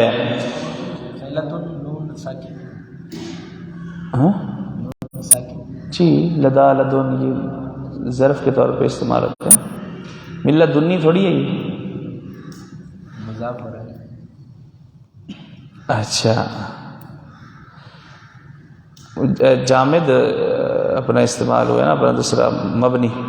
اذ قال موسیٰ لأہلہ، جب کہا موسیٰ نے اپنی بیوی سے، انی آنست نارا، بے شک میں نے دیکھی ہے آگ، سآتیکم منہا بخبر، میں تمہارے پاس لاؤں گا وہاں سے خبر، او آتیکم بشہاب قبس، یا میں وہاں سے لاؤں گا انگارہ قبس سلگایا ہوا، لعلکم تصطلون، تاکہ تم اسے ہاتھ گرم کرو، تصطلون اصل میں تھا تستالیون، باب افتعال، تو یہ تو جو ہے یہ تا تھی، جی تاپنا، ہاتھ گرم کرنا۔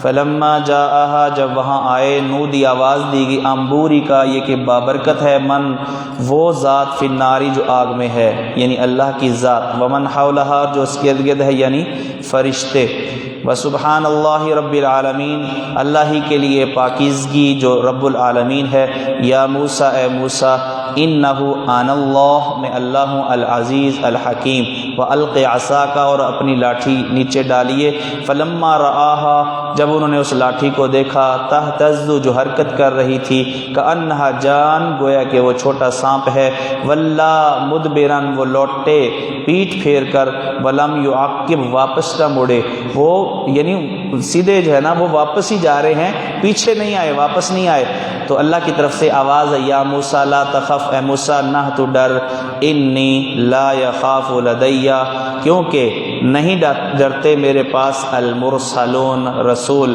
الا من ظلم، ڈرے تو وہ جس نے ظلم کیا ہے، الا من ظلم، اگر جس نے ظلم کیا، میرے حضور ڈرنے کی ضرورت صرف اس کو ہے جس نے حقیقت میں ظلم کیا ہو۔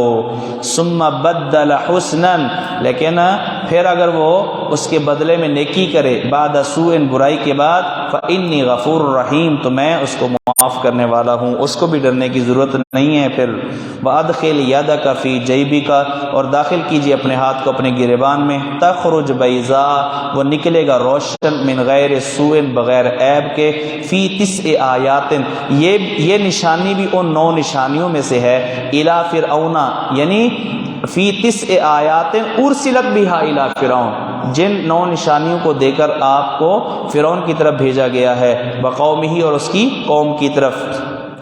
انہم کانوا قوما فاسقین وہ فرعون اور قوم فرعون یہ سارے لوگ تھے فاسق، اللہ کی حد سے نکل جانے والے۔ فلما جاءتہم آیاتنا مبصرہ پس جب ان کے پاس آ گئی ہماری نشانیاں، مبصرہ آنکھیں کھول دینے والی، مبصرہ آنکھیں کھول دینے والی، عبرت والی، واضح روشن، قالوا ھذا سحر مبین انہوں نے ان روشن آیات کو معجزات کو دیکھ کر ایمان لانے کی بجائے کہا ھذا سحر مبین یہ واضح جادو ہے، وجحدوا بہا اور انہوں نے ان نشانیوں کا انکار کر دیا۔ جہد جہود کہتے ہیں دل سے کسی بات کو صحیح سمجھا جائے لیکن زبان سے اس کا انکار کر دیا جائے، اس کو کہتے ہیں جہود، انکار۔ وجحدوا بہا اور انہوں نے انکار کیا اس کا، واستیقنتھا انفسہم جبکہ یقین کر لیا تھا ان معجزات کا، استیقنتھا یقین سے، باب استفعال، ہا سے مراد معجزات، 9 آیات، انفسہم ان کے نفسوں نے دل سے یقین کر لیا تھا لیکن انہوں نے انکار کیوں کیا؟ انکار اس لیے نہیں کیا کہ یہ نشانی ان کو سمجھ نہیں آ رہی تھی، لیکن انہوں نے انکار کیا ظلماً ظلم کرتے ہوئے، وعلواً اور تکبر کرتے ہوئے۔ علو علا یعلو سے بلند ہونا، تو ظاہر تکبر وہی کرتا ہے جو اپنے آپ کو بلند سمجھتا ہے، اونچا سمجھتا ہے۔ تو انہوں نے ظلم کیا اور تکبر کیا۔ ظلم ان کا یہ تھا کہ انہوں نے موسیٰ کو رسول ماننے کی بجائے جھوٹا کہا، جادوگر کہا، اور ان کا تکبر یہ تھا کہ انہوں نے یعنی لوگوں کو، بنی اسرائیل کو غلام بنایا اور انہوں نے یعنی موسیٰ علیہ السلام کو اپنے سے کم تر سمجھ کر اس کی دعوت کو قبول کرنے سے انکار کیا۔ فانظر کیف کان عاقبۃ المفسدین نبی کو تسلی، جھٹلانے والوں کے لیے وعید، دیکھیے کیسے انجام ہوا مفسدین کا۔ وَلَقَدْ آتَيْنَا داوُودَ سے اثر کے بعد پڑھیں گے، پریشان ہو گئے۔ یہ کہ بابرکت ہے وہ جو آگ میں ہے اللہ کی ذات،